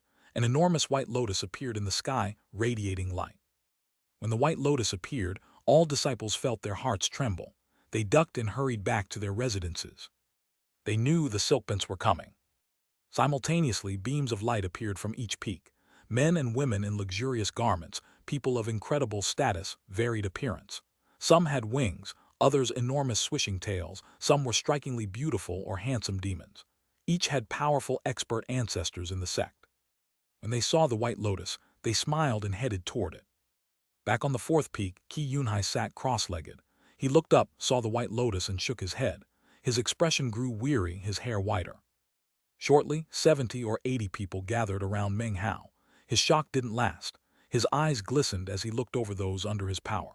He knew he had the qualifications to sweep the other South Heaven cultivators here. With Qi Jiuxi's identity, even acquiring the mountain and see scripture isn't impossible. His breathing quickened, eyes glowing. But the demon immortal sect has 3,000 Taoist magics. Except the top 100, the rest are acquired through meritorious service. Such deeds aren't easy. This information resided in Qi Jiuxi's memories. The Taoist magics required merit. Unless a war occurred, even a conclave disciple could acquire 2 or 3 at most. And her sect disciples could never acquire more than fundamental techniques. If it's difficult for me, others will find it harder, he thought. The second plane depends on meritorious service. He continued thinking as he led the group toward the third peak. Between the fourth and third peaks lay an enormous pit emanating cold. As Meng Hao flew past, he noticed it. More eye-catching were numerous green vines near it, glowing like treasures, each as wide as a person, bursting with power. What's in that pit? He thought. When he looked at it, the world blurred and overlapped. Though his mind quickly returned to normal, he was shocked. As a demon sealer sensitive to demonic qi, he realized the entire sect was filled with shocking demonic qi. The pit was even more so. Back in the first plane, I didn't see any pit like that. Meng Hao's eyes glittered. Qi Jiuxi's memories contained no information about it. A young girl pretty as silk with pointed ears flew next to him. Her eyes glittered with charm that could seduce any soul. Jiuxi, don't attract the demon chasm's attention, she said. A handsome young man with 2 black wings flew beside her. Last time we visited, we wasted treasures but only extended the vines a few thousand meters. A young man with claws said, according to legend, that pit is where the demon divinity protecting the first heaven dwells. Meng Hao nodded. Everyone put the demon chasm aside and flew toward the third peak. The third peak Silkpins called the conclave disciples. They had to come. When the sect's #1 bully arrived, there was no choice. Meng Hao scanned the several thousand people, frowning. He didn't recognize the Jai clan host body. Muttering, he led his group to the second peak. Eventually, he reached the first peak but found no success. Several hours had passed. Many others were likely waking. As Meng Hao flew toward the fifth peak, a weak rippling appeared in his mind. He stopped, shaken, and looked down at the conclave disciples. His gaze fell on a handsome young man standing expressionless. When Meng Hao looked at him, he gaped back, apprehensive. That's him, Meng Hao cried. As he neared, the feeling grew stronger. It involved the host bodies. The young man's face paled. Fourth little patriarch eye. Killing intent flickered in Meng Hao's eyes, yet his earlier punishment loomed. He didn't want to kill openly. Sect rules prohibited it. The young man trembled. A unique aura awakened within him, one no one else could sense. A vague image appeared behind him. A handsome man with a crow on his shoulder, emanating the Jai clan's aura. Jai Mingfeng, Meng Hao thought, recognizing him. Killing intent flickered. The man was about to wake. No time, he thought. If he wakes, too many things could happen. For the Jai clan, killing 2 is like killing 1. Jai Mingfeng, you won't awaken. He acted decisively. His body flickered, and in an instant he slammed his palm into the young man's chest. At his cultivation level, the palm strike shouldn't harm the host body. But Jai Mingfeng's image, visible only to Meng Hao, trembled and struggled to open his eyes. This was the demon immortal sect. Rules were strict. Qi Jiuxi never fought openly. Though he'd killed, it was always in secret. Meng Hao's action caused only alarm. The 100 Silkpins behind him chatted and laughed. The first peak conclave disciples simply frowned. They knew Qi Jiuxi's dark reputation. Every large sect had people like him. When the palm landed, the young man trembled and tumbled back. The surrounding cultivators' faces flickered. They could tell this first peak disciple's soul was being destroyed. Soul destruction differs from death. A destroyed soul leaves only a living corpse, more terrifying. Meng Hao's eyes flashed. Jai Mingfeng's soul trembled on the verge of opening his eyes. He gave a cold snort, approached, and struck again. Booming echoed. The host body shook. Jai Mingfeng's soul image was now unstable, trembling and howling soundlessly, desperately trying to wake. Before he could strike again, first peak conclave disciples blocked him. Even his followers held him back. Jiuxi, you can't do this. Don't attack. We can finish him another time. Why kill him in front of everyone? Meng Hao looked at those blocking him. Jai Mingfeng's awakening aura grew stronger. His eyes began to glow. Meng Hao's voice was cold. This guy colluded with that demoness to bewitch me. He tried to get me punished. I won't stop until he's dead, today. The Silk Prince hesitated, then blocked his way again. The dozen blocking him transmitted via divine will. Does he have to die? He must die. Fine, you just got punished, but we'll do it together. We'll share the punishment. These dozen were his closest friends. They turned and shot toward Jai Mingfeng. Meng Hao followed. They swept over the first peak disciples and appeared around Jai Mingfeng. The instant his eyes snapped open, booming echoed. The moment Jai Mingfeng opened his eyes, he let out a piercing cry only Meng Hao could hear. His soul grew blurry. Confusion and fear filled his expression. He stared until his eyes found Meng Hao, his pupils constricted. It's you. Roaring filled the air. Attacks slammed down like storm winds. Jai Mingfeng's host body exploded into ash. His soul was torn to shreds. A blood-curdling scream echoed only in Meng Hao's ears. He snatched the soul and crushed it to dust. A popping sound. This Dao child of the Jai clan, a blazing son of his generation, was destroyed in this illusory world, the second plane. Death here meant true death. The moment Jai Mingfeng died, in the Jai clan's ancestral mansion in South Heaven, the first patriarch sat cross-legged on an altar. The youthful cultivator who'd seen the members off suddenly opened his eyes. Bizarre clouds churned in the sky. Everything dimmed and changed color. He lifted his head to look at 9 jade slips. He stretched his hand toward the first, but before touching it, cracking sounds echoed. The jade slip shattered. His hand stopped. His face grew dark. Lightning crackled above the eastern lands, southern domain and northern reaches. As his expression changed, endless black clouds roiled. Perished, he murmured hoarsely, disbelief filling his face. Such an expression hadn't appeared in a very long time. This chapter was sponsored by Dang Quang Tran. Chapter 571, Still Won't Cry Out. How could he have perished? The young man's face grew grimmer. Lightning danced in his eyes. The primordial demon immortal plane isn't dangerous, he thought. There may be disputes over host bodies, but who would provoke the Jai clan? His eyes showed confusion, filled instead with deep pain and fury. Jai Mingfeng was the best of his generation. Many hopes rested on him. Who could have imagined his death? The second plane is illusory. Life-threatening situations are rare. If my calculations are correct, the second plane just opened. With Mingfeng's talent, he should have been among the first to awaken. How could he perish? In tens of thousands of years, no Jai clan cultivator has died in the primordial demon immortal plane. Mingfeng, how could you have perished? The young man sat silently, his eyes radiating such icy coldness that snowflakes fell upon South Heaven. Without a word, he stretched his right hand. A feng shui compass appeared, its center marked by a black sun emanating black glow. He stared at it, adjusting with his left hand. Augury glowed in his eyes. Within a few breaths, his expression changed. A crack sounded from the compass. A huge fissure appeared. He gasped, disbelief in his eyes. An anomaly. In this instance of the primordial demon immortal plane, an anomaly has appeared that hasn't existed for 90,000 years. This anomaly could influence the passage of time. It might affect events already past in time's river. What causes this? Back in the demon immortal sect, on the first peak. The death of Jai Mingfeng's host body left everything silent. All first peak conclave disciples looked on silently, icy glow rising in their eyes. Those who came but didn't act watched in shock. Everything happened too fast to process.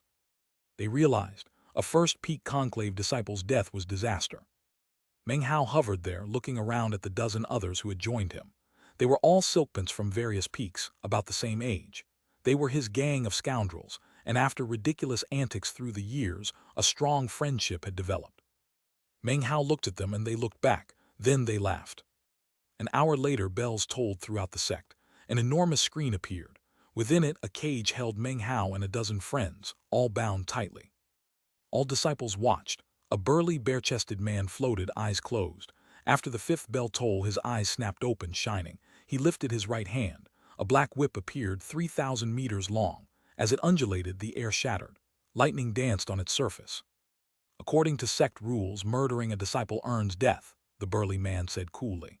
But considering your ancestors' service, you're spared, not execution. The Paragon's order. Qi Jiusi loses his elite apprentice title. Su Tianhai, Chen Minjian, all demoted to inner sect for 10,000 years. You receive 3 lashes from the purgatory whip. Each is fatal. Qi Jiusi receives 4. If this repeats, you pay with your lives. His words echoed through the sect. The punishment was severe, losing titles seemed secondary. The purgatory whip was most terrible, few withstand more than 2. No one remembered 3 lashes in 1,000 years. 4 hadn't been seen for 3,000 years. All disciples were silent. They looked up at the scene in midair, especially those from the first peak, within whose eyes hatred flickered. When Meng Hao and his companions heard the burly man, their faces fell. What the heck, 3 lashes? Han, I struck first, who cares? Sub-elite, those old fogies only control techniques and treasures. GUC, we're brothers, we'll accept together. They can only hurt our flesh. But why did we kill that first peak disciple? Meng Hao looked at his dozen friends. This world was illusory, yet he was moved. These people would stick with him. It almost made him forget this wasn't real. But he didn't know how to respond. After a moment, he gritted his teeth. That punk seduced one of my junior sisters. Strange looks crossed their faces, then they laughed. As their laughter rang out, the burly man said coldly, "First lash." He raised his hand. The whip flew out, distortions rippling through the air. A piercing crack echoed like thunder. The whip slashed across Meng Hao and the others. Meng Hao's entire body shook. His soul felt like it would explode. Indescribable pain surged through him, his mind stabbed, his vision swimming. Miserable cries echoed. Off in the distance, 7 figures stood on the 7th peak, 7 blazing suns. One was Qi Yunhai, his face somber, fury burning, his gaze fixed on Meng Hao being whipped. A middle-aged woman near Qi Yunhai emanated beautiful glow, fused with heaven and earth. The 6th peak's paragon, her expression cool, turned to him. Lord Li sleeps, but we follow his heavenly will. The Tao realm is sealed, yet momentous events approach. If you're too kind, elder brother Qi, your son will fall into calamity. The 3rd peak's paragon, an old man with a long face, shook his head. Elder brother Qi, your son really is. If he breaks sect rules, that's his choice. But why drag others into trouble? The 1st peak's paragon, a handsome young man with narrow eyes, emanated golden light. His voice sounded like sharp swords. This kid is a deviant. For years he's bullied around. At least 10 disciples have died by his hand. We didn't pursue those for your sake, but to brazenly kill openly, that's excessive. After the other 3 spoke, Qi Yunhai's enraged voice rang out. Rebel, rebel. The instant I let him go, he does something devoid of conscience. I don't care if he's whipped to death. If he doesn't die, he'll drive me to death. Because of Lord Li's decree, all creatures have lifespans. My longevity withers. My death approaches. Fellow Taoists, your patience won't be forgotten. Let him die. Because of endless slaughter of my 15 sons, only he remains. His entire life spoiled. Forget it, let him die. Qi Yunhai turned away. His body seemed to age. The death aura around him grew stronger. The other 6 paragons stood silently. The paragon of the 7th peak was an ancient, white-haired man. He sighed as he looked at the burly man. The burly raised the whip and paused. Then he delivered the 2nd lash. The blow was intense, but clearly not as forceful as the first. By the 3rd lash, Meng Hao and the dozen others were torn and lacerated. Haggard and barely lifting their heads, they looked at Meng Hao, knowing he faced a 4th. Meng Hao chuckled bitterly as the 4th blow descended. It slammed onto his body alone. At the same time, Qi Yunhai's furious words echoed to his ears. Still won't cry out. Meng Hao gaped before letting out a scream tragic beyond description. His companions were astonished. The punishment ended. People came from various peaks to support them as they left. Soon, Meng Hao was at the 4th peak, where Qi Yunhai's voice echoed. Don't help him, screw off, you rebel. The 4th peak disciples hesitated, but Meng Hao indicated they should release him. He smiled bitterly but felt warm at heart. Sighing, he began walking toward Qi Yunhai's cave. Chapter 572, The Legacy of Lord Li. Meng Hao felt this identity came with advantages and pressure. As a silk prince, he could act without scruple, yet the sect's rules couldn't be ignored. I couldn't find Patriarch Huyan. No need to search for others. I'll focus on acquiring Taoist magic legacies here. When Meng Hao entered, Qi Yunhai sat cross-legged on his stone bed. He looked at him and gave a cold harumph. Do you know your mistake? Qi Yunhai asked. Meng Hao didn't respond. You shouldn't have brazenly killed a fellow disciple, Qi Yunhai continued. You should have picked another time. He waved dismissively, disappointed. Killing is nothing. I've killed countless people. Cultivators must act with clear conscience. You had good reason. You normally act cleverly, but here you were crude and rash.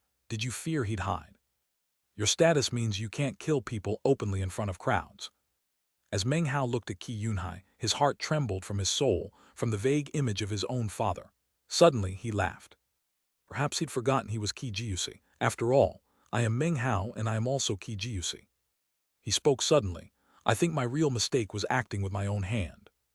Qi Yunhai looked at him. I shouldn't have killed him myself, Meng Hao said softly. I should have talked to you. A word from you and he'd be dead. No problems. Qi Yunhai stared wide-eyed. After a moment he chuckled.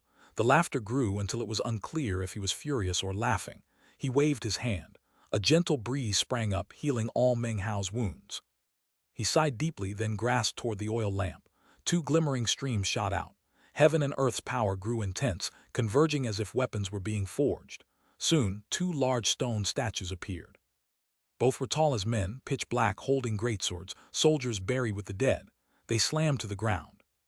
Their aura made Meng Hao pant. An incredible pressure weighed on him, exceeding any expert he'd felt. Qi Yunhai pointed. His forehead split, two blood drops flew toward the statues and merged. The soldier's eyes flickered as consciousness appeared. Meng Hao sensed he could control them with a thought. These soldiers have your soul blood, Qi Yunhai said deeply. No matter how many epochs pass, what masters they serve, they'll recognize you as their supreme master. His face was ruddy, his hair grayer. When the Qi clan kills people, we don't ask for help. Now get out. Do your best to gain enlightenment regarding the soul divergence incantation, and don't cause problems for your old man. Try to act more mature. He sighed. Meng Hao coughed dryly and nodded. His eyes glowed strangely as he suddenly looked up at Qi Yunhai. Dad, do you have the mountain and sea scripture? Qi Yunhai stared in shock, then slammed his palm down. You little brat, the mountain and sea scripture. Do you think I founded the demon immortal sect? Even just information about it would do, Meng Hao replied quickly. You can't get the mountain and sea scripture from the three great demon mountains or the two holy lands, he said angrily. Do you think your dad, mere lord of the fourth peak, could request it from slumbering Lord Li? If you want it, there's only one way. Acquire the legacy Lord Li left before slumber. Whoever reaches the fourth heaven and stands before Lord Li gets that legacy. With that he waved dismissively. If not that then, said Meng Hao quickly, Dad, those 3,000 Taoist magics through meritorious service. Could you use your influence to get them for me? Qi Yunai's eyes widened in shock. 3,000 Taoist magics. Do you believe the demon immortal sect was founded by me? 2,999 would do, but not less, replied Meng Hao. Screw off, I don't have them, roared Qi Yunai. If you give me enough techniques, I can focus on practicing cultivation, said Meng Hao. Qi Yunai's hand suddenly stopped. He hesitated, then let out a sigh. The best I can do is give you 300 Taoist magics. If you gain enlightenment of all of them, I'll see what else I can do. He made a grasping motion. His hand disappeared into the air. When he pulled it back, it held a jade slip. He tossed it toward Meng Hao, then waved his sleeve. A raging wind picked up Meng Hao and the two stone soldiers and sent them out. In the middle section of the fourth peak was a luxurious area filled with glittering lights and exotic plants. This was Qi Jiusi's Immortal's Cave. Meng Hao's heart beat with excitement as he carried the jade slip toward it, along with the two stone soldiers, now shrunk to palm size. A dozen footmen waited inside. When they saw him, they smiled and clasped hands. Meng Hao quickly found that no matter what he wanted, someone would help. He sighed emotionally. He'd never experienced such luxury, not even as a violet furnace lord. After time, he sent the footmen away. Finally alone, he sat cross-legged to examine the soldiers and jade slip. He couldn't put them into his bag of holding, but he could take items from it. He hadn't noticed anything unusual about his bag until he thought about Jai Mingfeng. Jai Mingfeng had no bag. In fact, Jai Mingfeng had been nothing but a soul fused with the host body. Muttering, Meng Hao thought about what Qi Yunhai told him about Lord Li, the three demon mountains, and the two holy lands. The information in Qi Jiusi's memories was vague. I remember Xianxia also told me things. Eyes glittering, he committed the information to memory. As for Xianxia, she was a true disciple of the demon immortal sect. When she comes, I can get answers to everything. He moved on. Currently, strange things were happening with his body. His cultivation base was only at nascent soul great circle, weak in the sect. Yet neither Qi Yunhai nor anyone else noticed. Other strange things Meng Hao attributed to this being the second plane, an ancient illusory world, a dream. Although the dream seemed realistic and filled with limitless possibilities, a dream was still just a dream, not reality. A thought sprang into his mind: what if it could be real? What if all of this could become true? What if actual changes could be made to Time's river? Then he looked at the soldiers, which clearly couldn't enter his bag, and sighed. Such an outcome was impossible. However, he felt pity for the two soldiers. If he could take them when he left, it would make him happy. Taoist magic legacies are most important, he thought, eyes glowing.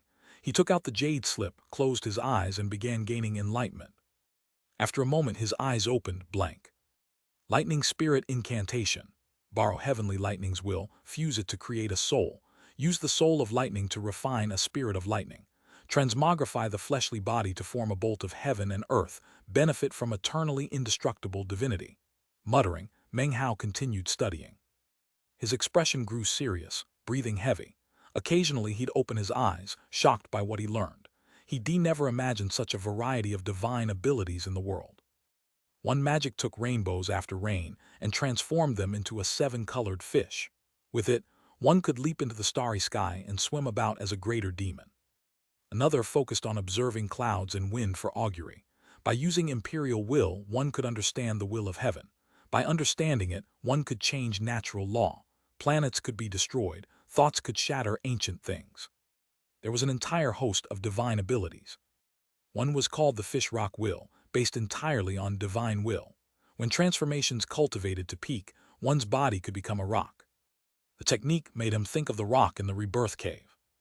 Everything filled Meng Hao with fantastic feeling. As time passed, he realized that of the sect's techniques more than half were demon magic. This chapter was sponsored by Tyler Glembo. Cultivators could cultivate demon magic. Any living thing could. The result was becoming a greater demon. Meng Hao was shaken by the mountain-consuming incantation, a technique that conquered mountains and rivers, truly capable of consuming them. Success meant a path to immortality. Many techniques relied on heaven and earth qi, actually demonic qi. One refined demonic qi to create heavenly demon transformation. 19 levels existed, each made one a greater demon shaking heaven and earth. Meng Hao studied the information. An entire night passed. Dawn broke, but he didn't notice. A door had opened in his world, his life. Beyond it lay true heaven and earth.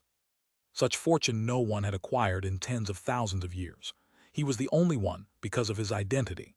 In this world, he was first to access 300 Taoist magics. From ancient times to now, he was first and last. If others discovered he had 300, they'd go mad. A single magic was what most South Heaven cultivators dreamed of. Most with incredible luck barely acquired one. Yet Meng Hao had 300 from the top 1,000. Some were certainly top 500.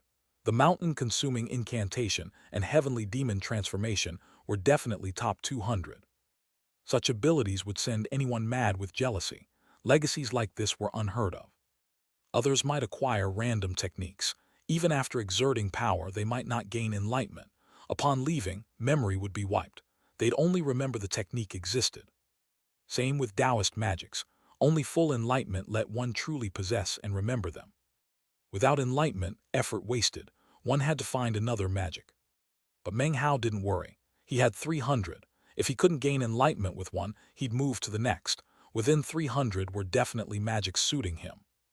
Afternoon came. He finally looked up, gripping the jade slip.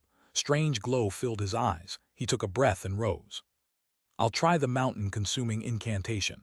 First step, observe a mountain. His body flickered. He sped from the cave. He'd lost interest in seeking other South Heaven cultivators. Most important was his own fortune. Though if he found Patriarch Huyan, he'd have him eliminated. Many should be awake, he thought. Making his way through the fourth peak's paths, disciples smiled. He smiled back as he sped on. Soon he flew up to float and look back. Observe the mountain, feel its will. It exists in the eyes, concealed in the heart. The body can become a mountain. That's the only way to reach the second stage. I am the mountain is me. Strange glow appeared in his eyes as he looked at the fourth peak. After the second stage comes the third. The mountain can be consumed. The mountain's will shapes my spirit, the mountain refines my body. A spirit conquering mountains and rivers. When I turn away, the mountain's existence doesn't concern me. That's just small achievement. Meng Hao sat cross-legged looking at the fourth peak. Hours passed, disciples looked back. More fourth peak disciples noticed him, their little patriarch. Several female disciples occasionally looked over with flirty smiles. The little patriarch is actually cultivating. That only happens once every few years. All the disciples found the scene odd. Many stopped their own cultivation to glance at him hovering in midair. It was evening, and a dozen or so fourth peak outer sect disciples made their way up stone stairs wound around the fourth peak. It was arduous, and they were participating in an examination for promotion to the inner sect. 9 stages existed, and this one, I shall climb to soar in the heavens, was the last. Promotion depended on how long it took them to reach the top, plus previous performance. One participant was a young woman in an outer sect disciple robe. Her face was pale, but she gritted her teeth. Despite exhaustion, she pushed forward with determination. Her vision swam and her body trembled, but she continued, one step at a time. The exam seemed easy, but anyone would understand the incredible pressure. Inner sect disciples oversaw safety. If anyone gave up, they were escorted away. The young woman stepped up and happened to look up at Meng Hao, who sat meditating.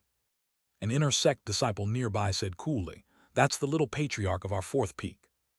"Little patriarch," replied the woman, staring.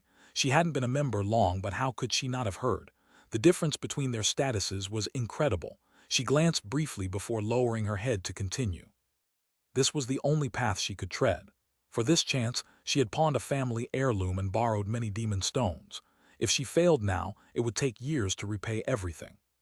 If she failed, the vicious outer sect disciples pestering her would make her life hell. The only option was to pass and become an inner sect disciple. She took a breath and was about to climb when Meng Hao's gaze fell on her.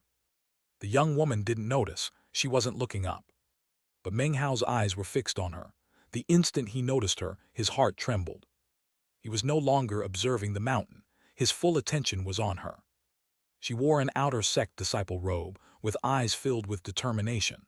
Though pretty, she wasn't unmatchably beautiful, yet something about her deeply drew him. It was as if this young woman had a soul from a previous life that hadn't awakened. In that previous life, there were ties of karma affecting the world. Meng Hao didn't need to examine closely, he was looking at Su Qing. Within Meng Hao's heart was a teardrop. When transmigrating into the violet sea, that teardrop sank and then entered his mouth. Su Qing's teardrop had fused into his heart. She was a simple young woman with simple love. There was nothing that could shake heaven and earth, no raging fire. Instead, it was like water, calm through the years. Meng Hao looked at the young woman and tidewaters surged within his heart. As if her appearance caused a stone to splash onto calm water, ripples spread, breaking the calmness. He felt incredible shock. The stone was a catalyst causing his thoughts to spin. An image appeared. He saw a woman standing on an island above the violet sea. As she looked into the distance, a tear welled and fell. That one tear sent the violet sea boiling. The teardrop contained pain, confusion, longing, recollection, and profound attachment. It was the unforgettable look she gave him on Mount Duching. It was when she caught sight of him within Black Civ sect crowds.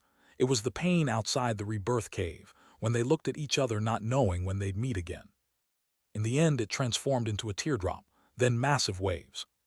Everything between them had been ordinary, yet that ordinariness became fundamental to their lives. Without realizing it, both became permanently a part of each other's hearts. "It's Su Qing," murmured Meng Hao. A smile broke out on his face. The smile of reunion after 100 years parted. His body flickered and he disappeared. When he reappeared, he was standing on the stone step directly in front of the female disciple. She almost bumped into him. His sudden appearance made her edge backward. The nearby inner sect disciple's eyes went wide. His voice hoarse, he said, "Little patriarch, you." Meng Hao was so close he could feel his heart thumping.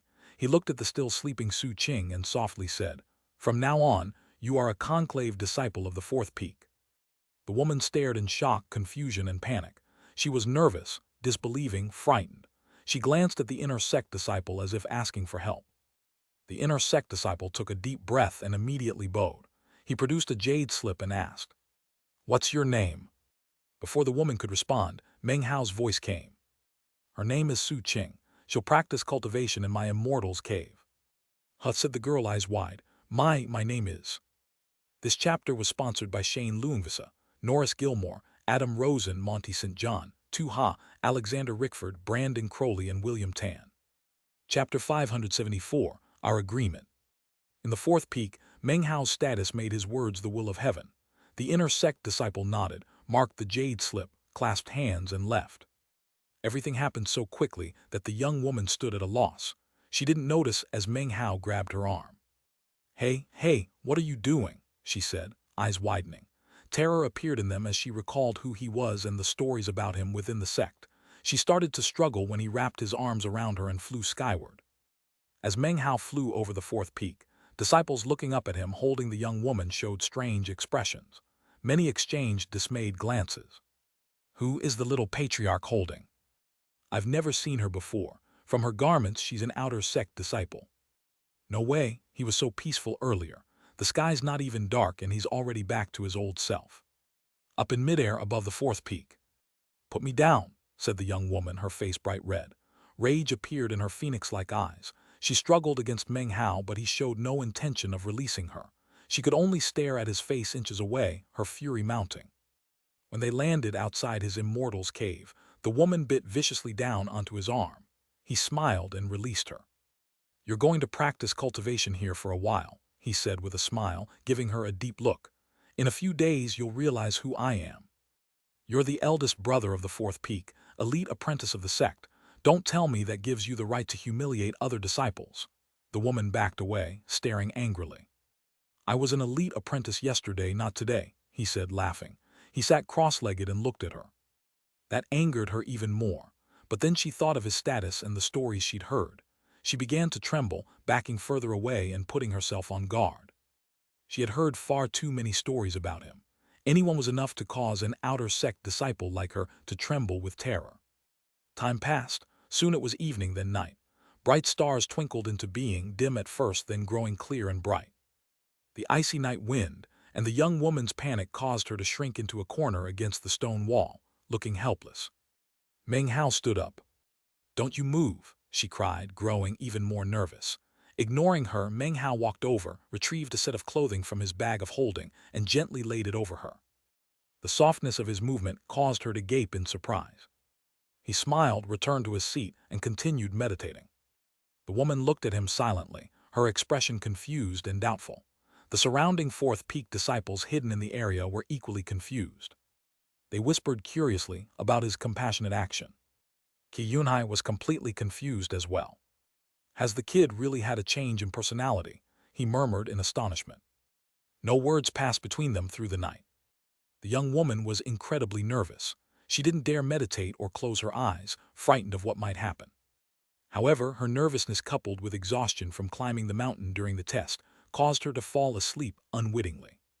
When dawn light touched her face, her eyelashes flickered and she slowly opened her eyes.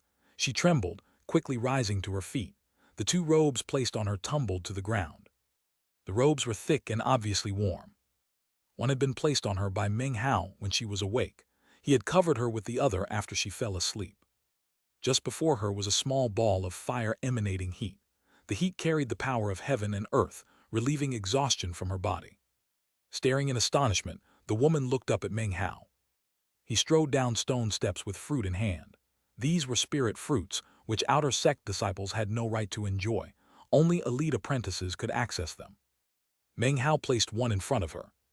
Her expression was complex. After a night of rest, she'd come to terms with her situation, though apprehension remained. She wasn't sure how she'd attracted the attention of this chosen of heaven, or why he'd changed her fate with a single sentence. Try the spirit fruits, he said, popping one into his mouth. The flavor is incredible. He handed her another. She hesitated, then accepted and bit down. Suddenly her eyes glowed, and when she squinted, they looked like two crescent moons. Good? Asked Meng Hao with a smile.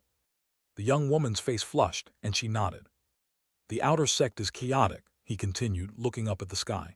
I'll help you pay back your debts. The young woman's hand stopped midair, clutching a spirit fruit. She bowed her head, saying nothing. Those outer sect disciples treating you poorly have already been taken care of, he said softly. The young woman's body trembled. After a long moment, she looked up at Meng Hao, almost in a daze. "Why?" she asked. "Why are you treating me like this? I'm just an ordinary outer sect disciple. Why?" Meng Hao shook his head but didn't speak. "Is it because of Su Qing? Who is she?" the young woman asked. She rose to her feet, meeting his gaze with stubbornness. She wanted the answer.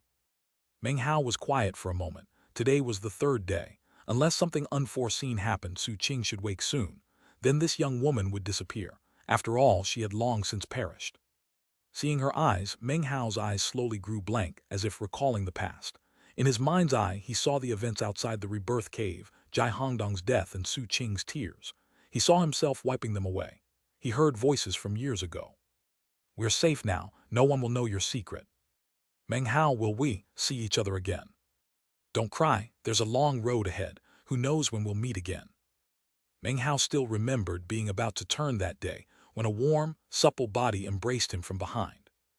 "I'll wait for you." 1. The scene recalled between Meng Hao and Su Qing happened in chapter 306. Su Qing's voice, filled with determination, was strong enough to last through past, present, and future lives. "You could think of Su Qing as your next life," Meng Hao said softly. "The two of us have an agreement to meet in the next life." Note from Urgent. This chapter is short by 1,000 characters because I feel that for this chapter, it's just the right amount. If I force myself to write more, I'm afraid it will lose its charm. Chapter 575, Long Time No See. The young woman understood the words but not their true meaning. She looked at Meng Hao silently, then lowered her gaze to the spirit fruit in her hand. After a long moment, she leaned against the rock wall, put the fruit in her mouth, and ate it. A smile appeared on her face. "I'm not sure what you mean by next life," she said with a light smile. "All I know is that this Su Qing you speak of is truly blessed." The wind tousled her hair, which she tucked behind her ear. She sat down and took a deep breath, then closed her eyes. Without further words, she concealed the enlightenment in her eyes that she didn't wish anyone else to see. She was an intelligent young woman, more so than most. From his words, she could tell he was referring to something related to death. "If you and Su Qing have an agreement to meet here," she murmured to herself, "if she is destined to awaken within my body, then I am willing. I'm willing to let you reunite with her here." In this moment in the demon immortal sect, during that split second in which she, of her own initiative, expressed such willingness, a rare change suddenly occurred. The cultivators of South Heaven entered the second plane via host bodies. That was something that didn't require the consent of the host bodies themselves. After all, they had long since perished, and were nothing more than corpses on the outside. However, despite having been dead for so many years, the primordial demon immortal plane was special. Their spirits existed within the plane, and those spirits, if they were willing, could allow the outside cultivators to completely take over their identity.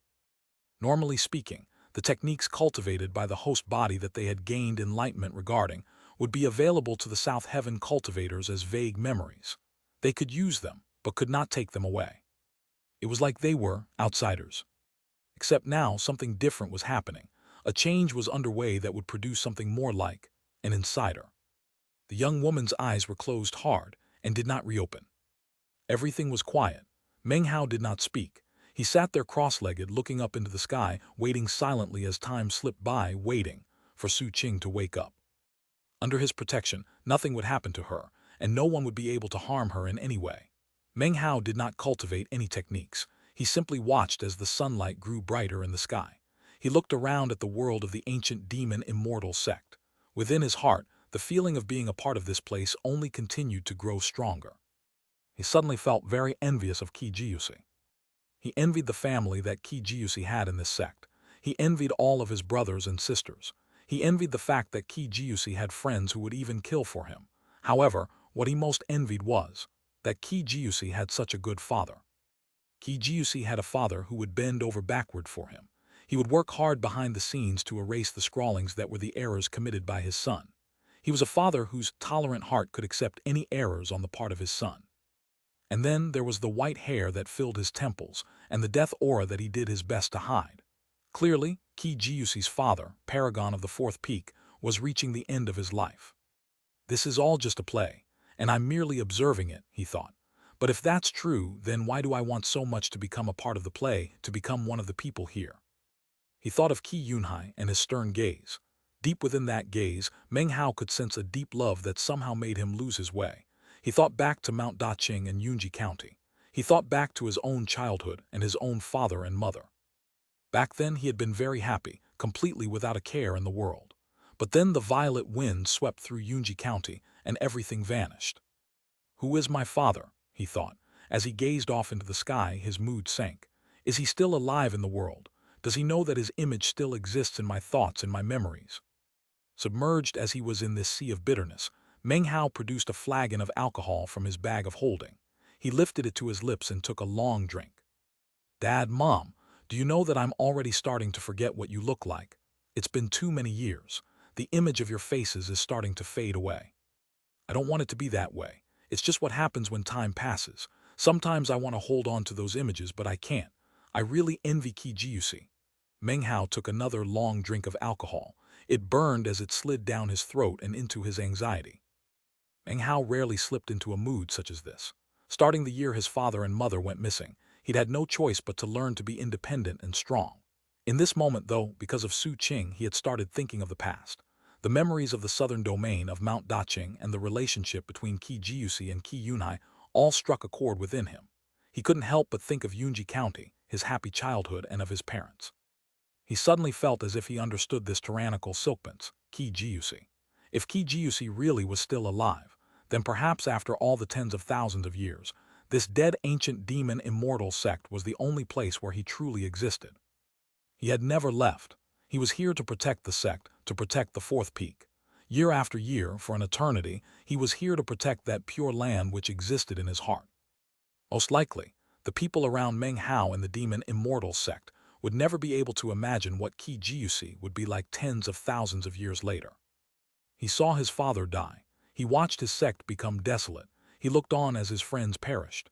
In the end, he bore witness to the absolute destruction of the sect. If I were him, what would I do?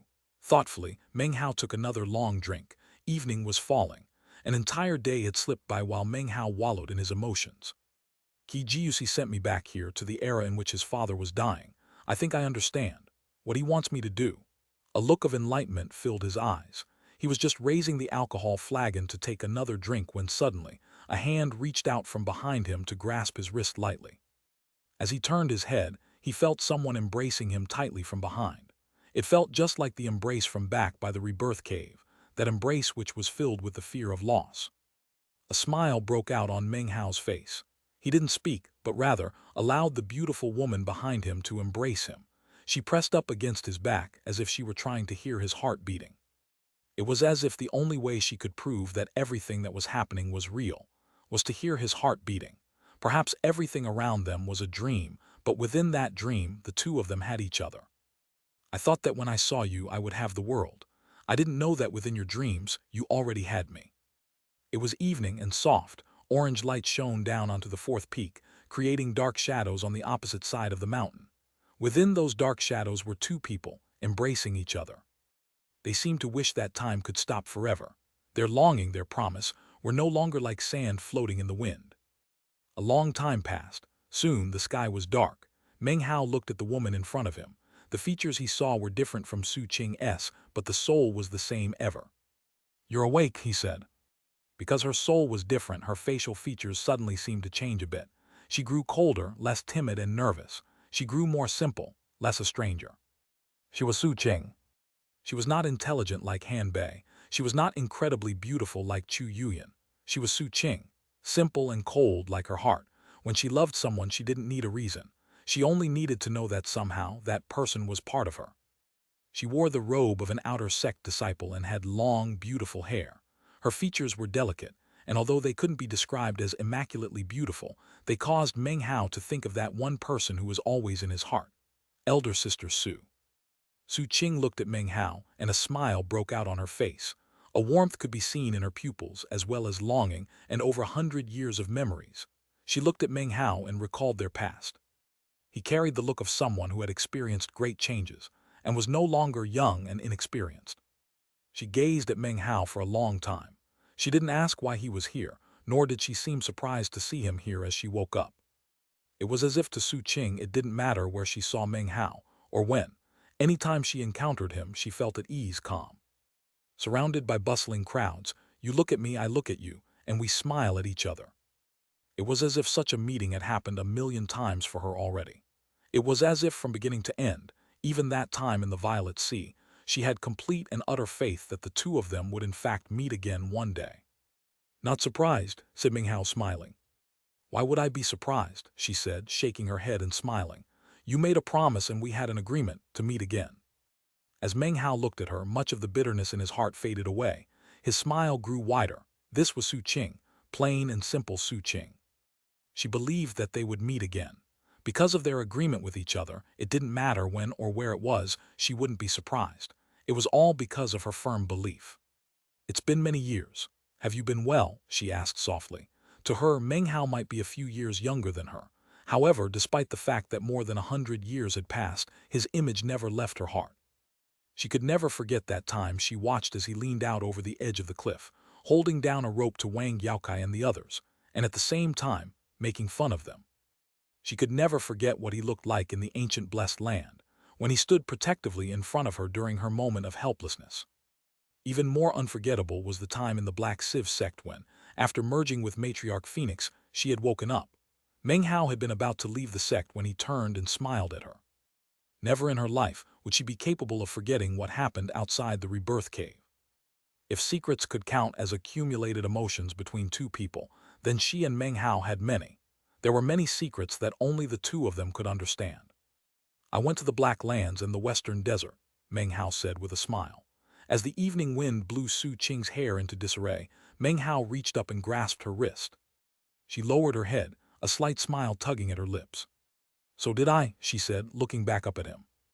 I know, he replied, grinning. The soft moonlight shone down on the two of them, covering them like a layer of silver sand. The beautiful wind lifted up their long hair. Su Qing looked at Meng Hao, then suddenly gaped in astonishment as she realized something. Her eyes filled with a strange look. Wait, why? Why do you look the same as before? This chapter was sponsored by Jefferson Bell. Chapter 576, Limitless Possibilities. Meng Hao was shocked by Su Qing's words. His eyes flickered, then narrowed. He didn't respond immediately. He examined his physical appearance carefully. His facial features were his own, no change whatsoever. In this moment, he realized he had completely overlooked this. Su Qing, Jai Mingfeng, and all cultivators from South Heaven looked completely different. Their souls had fused with other bodies. But not Meng Hao. He could open his bag of holding and remove items. Though he couldn't take things from here and put them inside, he was clearly in a different position than the others. He had hesitated about this but hadn't thought deeply. Now Su Qing's observation struck him like lightning. He breathed heavily. Su Qing watched, seeing he was lost in thought and did not ask further questions. Something important was occupying his mind. Meng Hao recalled what happened in the first plane. After stepping onto the fourth peak summit, he had found no corpse, only an empty coffin. Don't tell me I actually came here in person, he thought. Others came via host bodies, meaning their souls entered a dream. I have no host body, which means I'm actually here. He could hardly believe it and had no explanation. That's the only way to explain why I can open my bag of holding and why my appearance hasn't changed. But if my appearance didn't change, how did Qi Yunhai and the others not notice? After a moment, understanding came. Because Qi Yunhai and this place are nothing more than an illusory version of ancient times. He sighed and massaged the bridge of his nose. Too many contradictions existed in every aspect. He could only reach this level of understanding. Complete comprehension remained beyond him. If that's true, when the others wake up, can they tell who I am? His eyes flickered coldly. The light faded quickly and he chuckled. Well, who cares? Considering my status, even if they recognize me, they'll be hiding from me, not the other way around. Reaching this point, Meng Hao looked at Su Qing, about to speak, when a bold, almost insane thought struck him. As the idea began to develop, Meng Hao realized that it was virtually unthinkable, almost delusional. However, he couldn't stop thinking about it. The idea sank deeper and deeper into his mind, and his eyes began to flow with a fearsome glow. Su Qing looked at him and hesitated for a moment before softly saying, "You." "I'm fine," Meng Hao said with a smile. The glow disappeared from his eyes to be replaced by a profound expression. "If you have something you want to do, go take care of it," Su Qing said. "You don't need to worry about me." She rose to her feet and then pointed toward the door of the Immortal's cave. "I'll need to use your immortal's cave," she said. Meng Hao nodded. He retrieved a jade slip from within his robe, the one that contained the 300 Taoist magics from Qi Yunhai. He handed it to Su Qing. "Take a look at these Taoist magics and see which ones you can gain enlightenment regarding," he said. Su Qing took the jade slip and scanned it with divine sense. Her eyes instantly went wide with disbelief. She stared blankly at Meng Hao, her mind spinning. She was well informed about the ancient demon immortal sect, but that caused her to be even more shocked by the jade slip. These. They are all Taoist magics of the demon immortal sect," said Meng Hao, chuckling. Su Qing looked at him for a long moment, then nodded. A strange expression could be seen on her face as she began to search through the fused memories of her host body. Finally, she found information regarding Meng Hao's identity. After becoming aware of who she was, Su Qing realized that as far as Meng Hao was concerned, it wasn't necessarily impossible for him to eventually acquire all 3,000 Taoist magics. As Su Qing entered the Immortal's cave, Meng Hao stood there staring out at the lands. A bizarre glow could be seen in his eyes as he rubbed his bag of holding. "To everyone else, this is an ancient, illusory world like a dream, but I am actually here. Does that mean that it's possible to make changes that could affect history?" Meng Hao knew that such a prospect was outrageous and also paradoxical. However, he couldn't stop himself from thinking about the possibility. "Although there is a 99% chance that I'm wrong, even that slight possibility." He began to breathe heavily, and his eyes glowed. "Even that slight possibility means that a gamble would be worth it." With that, he left the area of his immortal's cave to search around the fourth peak for what he was looking for. It didn't take long before he ran into an inner sect disciple, floating through the air like a ghost as he patrolled the mountain. When he saw Meng Hao, he instantly stopped in place and clasped hands. "Greetings, little patriarch," he said. Meng Hao may have been stripped of his status as elite apprentice, but in the fourth peak, being an elite apprentice was secondary to his eternal status as little patriarch. "Do you have any medicinal pills?" asked Meng Hao, his eyes gleaming. The disciple seemed a bit confused, but immediately nodded his head and produced a medicinal pill bottle from his bag of holding, which he then handed over to Meng Hao. Meng Hao nodded and departed, leaving the inner sect disciple behind, confused. After returning to his immortal's cave, he sat down cross-legged and took a deep breath. He opened the medicinal pill bottle, within which were 7 medicinal pills the size of longan fruits that pulsed with a medicinal fragrance. After smelling them, Meng Hao realized that most of the ingredients were unfamiliar to him. However, he could still reach the general conclusion that these were pills which could increase cultivation base. The quality of the medicinal pills was incredible. They had at least 80% medicinal strength. Most importantly, these pills were no ordinary product. They were medicinal pills belonging to an inner sect disciple of the ancient demon immortal sect. To cultivators from the lands of South Heaven, they could be described as immortal pills.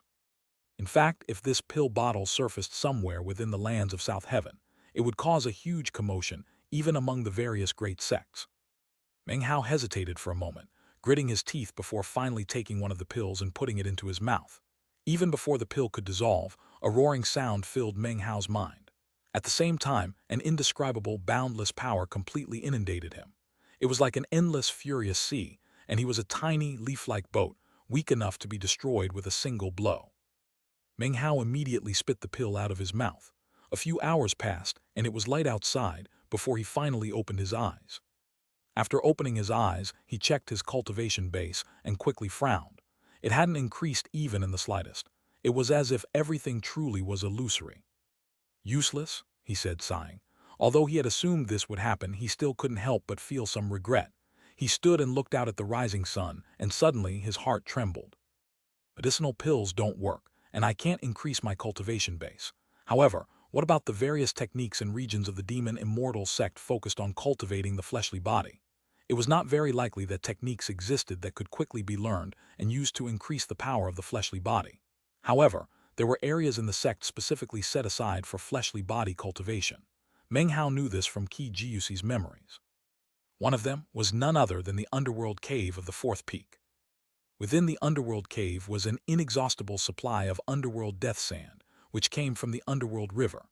Any cultivator who entered the underworld cave without a powerful body would have their skin shredded off, their blood and muscles ground into a paste, and their bones crushed. At the same time, Because the underworld death sand was filled with the pinnacle of death, that meant it was also filled with the pinnacle of life. It contained the power to cause one's chi and blood to develop with vigor.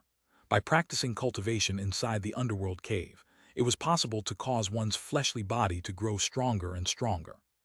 Meng Hao's eyes glittered as he headed toward the cave. As soon as he arrived, the guards, 2 Fourth Peak Conclave disciples, instantly stared in shock. In all the years they had stood guard here, they had never once seen the little patriarch step foot inside. They immediately greeted him with clasped hands. After hearing his demands, the conclave disciples' foreheads began to drip with cold sweat. They immediately tried to advise him against such a course of action, but seeing that he was determined, could only brace themselves and begin to open the cave. Little patriarch, it's very dangerous in there. You could always find some other places to temper your fleshly body, you know. You really shouldn't go inside. Meng Hao nodded in response. As the conclave disciples opened the cave, a glowing light appeared in the stone wall.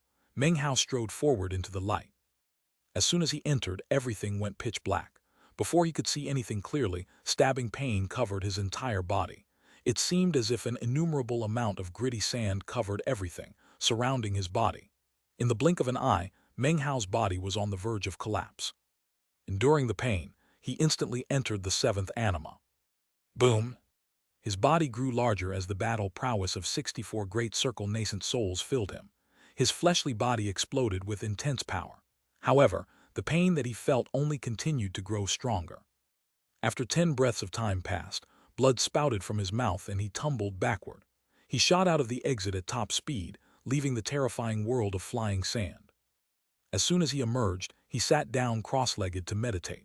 His entire body was a bloody mess and looked shocking to the extreme. The conclave disciples responsible for the underworld cave felt their hearts pounding with fear that he might unexpectedly pass away. 4 hours passed. Meng Hao's fleshly body was now completely recovered. He opened his eyes, and although he looked exhausted, he quickly checked his body. An intense light gleamed within his eyes, a look filled with excitement. My fleshly body can be cultivated. Although he wasn't sure he would be able to keep such a powerful fleshly body after he left this place, he did know that the feeling of power he was experiencing in his fleshly body seemed completely real. If I can combine some body-refining techniques like the mountain-consuming incantation or the demon anima's 9 transformations, then my efficiency would be incredible. His eyes shining with anticipation, he turned and headed back toward the immortal's cave. The instant he stepped foot inside, Su Qing opened her eyes and looked with excitement at Meng Hao. A warm smile appeared on her face. Chapter 577, Silkpin's Demon Entente. Time passed. In the blink of an eye, more than 10 days had gone by. The 4th Peak disciples noticed their little patriarch, the number 1 Silkpin's bully, had changed recently. Unexpectedly, he hadn't left the 4th Peak. He spent all day gaining enlightenment of Taoist magic or tempering his fleshly body in the underworld cave. It was unusual enough to alarm the 4th Peak disciples. Even Qi Yunhai could scarcely believe it. After observing Qi Jiusi, a contented smile appeared on his face. Meng Hao was thoroughly immersed in cultivation. He completely ignored outside matters, even the awakening of the other South Heaven cultivators.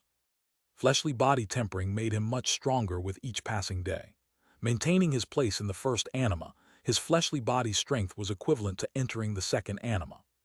Such an increase revealed which direction his path lay. If I could reach the point where my fleshly body in the 1st anima was as strong as it normally is in the 7th anima, then even if I have no change in cultivation base, my fleshly body might be able to reach the point of spirit severing.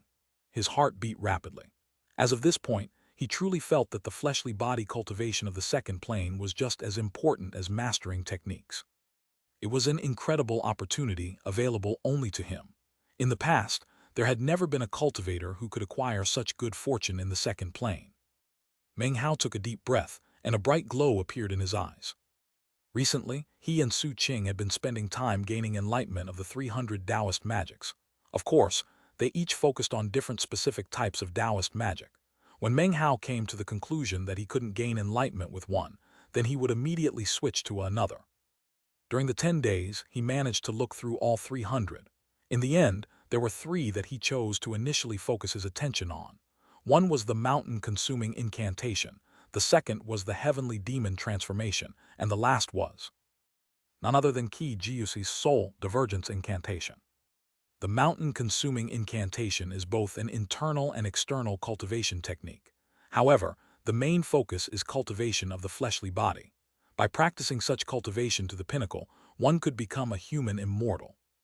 As for the heavenly demon transformation, it is ranked 96. It's terrifying, a magical technique that requires a demon soul. By fusing the demon soul into one's body, one can incarnate into a greater demon. There are 19 levels, each of which can incarnate a different greater demon of heaven and earth. Regarding the soul divergence incantation, it is an undying Tao. Meng Hao's eyes glowed with a strange light.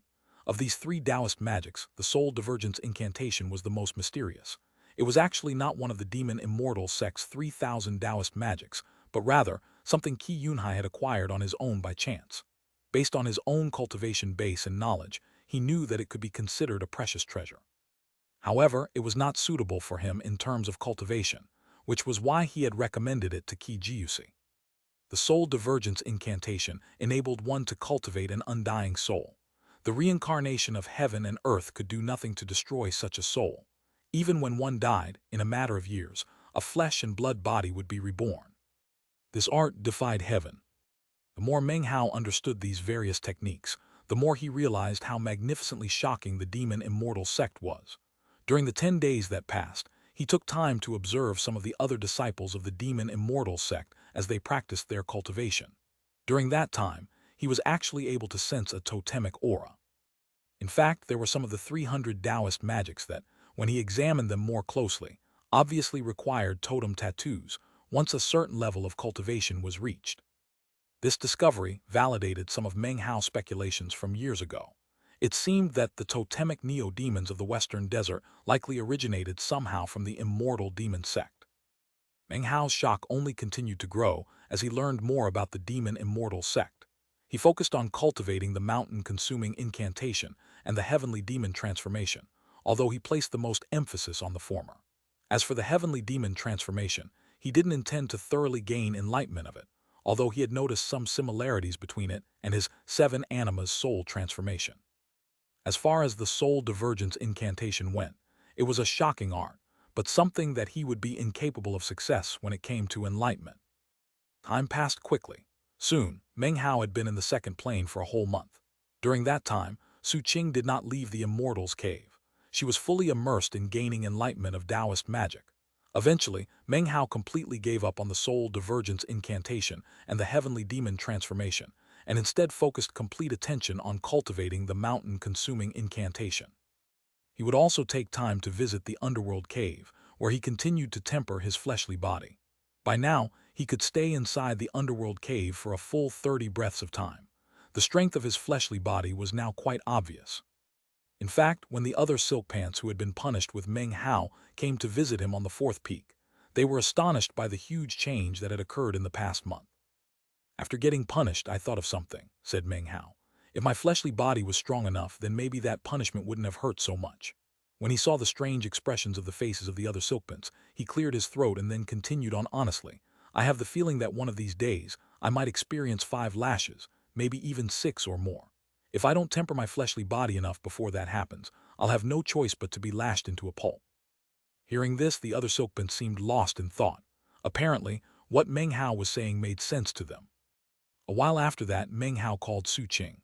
Together with the other silkpants, they left the 4th peak for the first time in a month. As soon as they appeared outside, a rumbling sound could be heard, and a white lotus appeared up in the air. When other disciples on the various peaks saw the lotus, they lowered their heads vigilantly. They all knew that the sect ruffians who had been quiet for the past month were now going to make another appearance. Meng Hao stood in the crowd, exchanging greetings with the various friends who approached. It didn't take long before he was surrounded by over 100 people. Together, they flew wildly through the demon immortal sect, the sound of their talking and laughing drifting out with the wind. When the others saw that Su Qing was with Meng Hao, they exchanged understanding smiles and did their best to pay special attention to her. Soon, the group neared a squat mountain that was part of the 7th peak of the demon immortal sect. This mountain was an unofficial restricted area within the sect. It was not officially a restricted area. It was actually a location that the sect silkpants had taken over to serve as their headquarters. Afterwards, It became a restricted area as far as other disciples of the demon immortal sect were concerned. On top of the squat mountain was a luxurious temple. Meng Hao sat in the seat of honor, surrounded by a crowd of people. Some arranged themselves in places according to the ranking of their various clan ancestors. Soon, there were roughly 70 or 80 people seated about. They laughed and chatted about gossip from within the sect or their interesting experiences on the outside. Next to Meng Hao sat a handsome young man with black wings who was embracing a smiling female disciple. "Jiusi," he said, "my kid brother knows a few inner sect disciples who want to join our demon entente. I told him to bring them here today for us to have a look at. If there aren't any problems, we might as well let them in." Meng Hao was not unfamiliar with the demon entente. He knew from Qi Jiusi's memories that it was nothing more than an alliance formed by the Silkpants. All members who joined would enjoy the protection offered by other Silkpants. Of course, a price needed to be paid, considering that the operation was privately run by the Silkpants. The demon immortal sect turned a blind eye to the matter and would ignore them unless they caused too much of a ruckus. After all, the elders of this demon entente were all Silkpants who had deep roots within the sect. Although they might do a lot of absurd things, when it came to loyalty, theirs was far greater than that of the ordinary disciples. Meng Hao nodded his head in response to the young man's word. He lifted up a glass of alcohol and took a drink. Sitting next to him was Su Qing, who was looking around curiously at the crowds. She still almost couldn't believe the identity Meng Hao had acquired. Not too much time passed before the disciples who wished to join the demon entente arrived. They entered the temple trembling, looking nervously at the Silkpants around them. After quickly handing over the gifts of entry they had brought, they clasped hands and bowed to everyone. One group after another entered. After a bit of time passed, Meng Hao caught sight of a group of 3 cultivators, 2 men and a woman, all of whom seemed very nervous. However, from what Meng Hao could tell, the nervousness was an act. Deep in their eyes, it was possible to sense that they actually despised everyone they were looking at, and Meng Hao could see that. As soon as he saw them, Meng Hao started laughing. It was at this point that the 3 people saw that sitting in the seat of highest authority among the Silkpants was none other than Meng Hao. When they saw him, the 3 inner sect disciples began to shake, and their eyes filled with disbelief. They recognized Meng Hao, and Meng Hao recognized the aura of their souls. The woman in the group of 3 was none other than Jade Xianxia. One of them was a stranger to Meng Hao, but he gave of a similar feeling as Jai Mingfeng had. Meng Hao was certain that he was a member of the Jai clan. Meng Hao was a bit surprised to see the last person. He had to think for a moment before he realized who it was. Song Yunchu. 1. Song Yunchu was introduced when Meng Hao visited the Song clan. He appeared first in chapter 192, as well as several subsequent chapters. He was also present during the events of the primordial Dao Geyser, starting in chapter 264 as well as a handful of chapters after that. He was none other than the Dao child of the Song clan of the southern domain. During the Song clan's search for a son-in-law, Meng Hao had come in first place and had actually become the husband of the beloved daughter of the Song clan, Song Jia. Although he had never thought about the matter much, after seeing Song Yunchu here today, he recalled who the man was. "Interesting," said Meng Hao, his eyes shining coldly. "Who would have thought that I would meet the 3 of you here?" Next to Meng Hao, Su Qing smiled as she looked at the group of 3. These 3 could never have imagined that they would run into Meng Hao in this place. Their faces instantly fell. Meng Hao's identity also caused them to be thoroughly astonished. They were well aware of what it meant that Meng Hao was sitting in such a position as he was. However, the more shocked they were, the more difficult they found it to believe. They also were completely astonished when they realized that Meng Hao's appearance hadn't changed. He actually acquired the identity of an elite apprentice, thought Jai Xianxia, her eyes widening. Qi Jiusi, to get Qi Jiusi as a host body, that's impossible. Elite apprentice, that's the kind of host body that exists only in legend. She began to pant as her mind reeled. Next to her was the other member of the Jai clan. He didn't know Meng Hao, but he knew that the person sitting in that position could only be the legendary #1 bully of the sect, Qi Jiusi. His heart trembled as he realized that Meng Hao was just like him, an outsider. That in itself was enough to leave him flabbergasted. However, even more shocking was that he suddenly recalled that Qi Jiusi had killed a conclave disciple of the first peak nearly a month ago. Instantly, he began to put the pieces of the puzzle together. "He killed Jai Mingfeng," he cried inwardly. "This is bad. If he knows that I know, he'll kill me to shut me up." The Jai clan member's face fell. In actuality, he had wanted Jai Mingfeng dead more than anybody else, but nobody knew that. Song Yunchu stood there in a daze. Although Meng Hao's appearance hadn't changed, he instantly began to suspect if what he was seeing was true. But then Meng Hao laughed. That expression caused Song Yunchu to recall the image from that year of the person who had become his brother-in-law, Meng Hao. Elite apprentice, he's actually an elite apprentice. This chapter was sponsored by Noah Lee.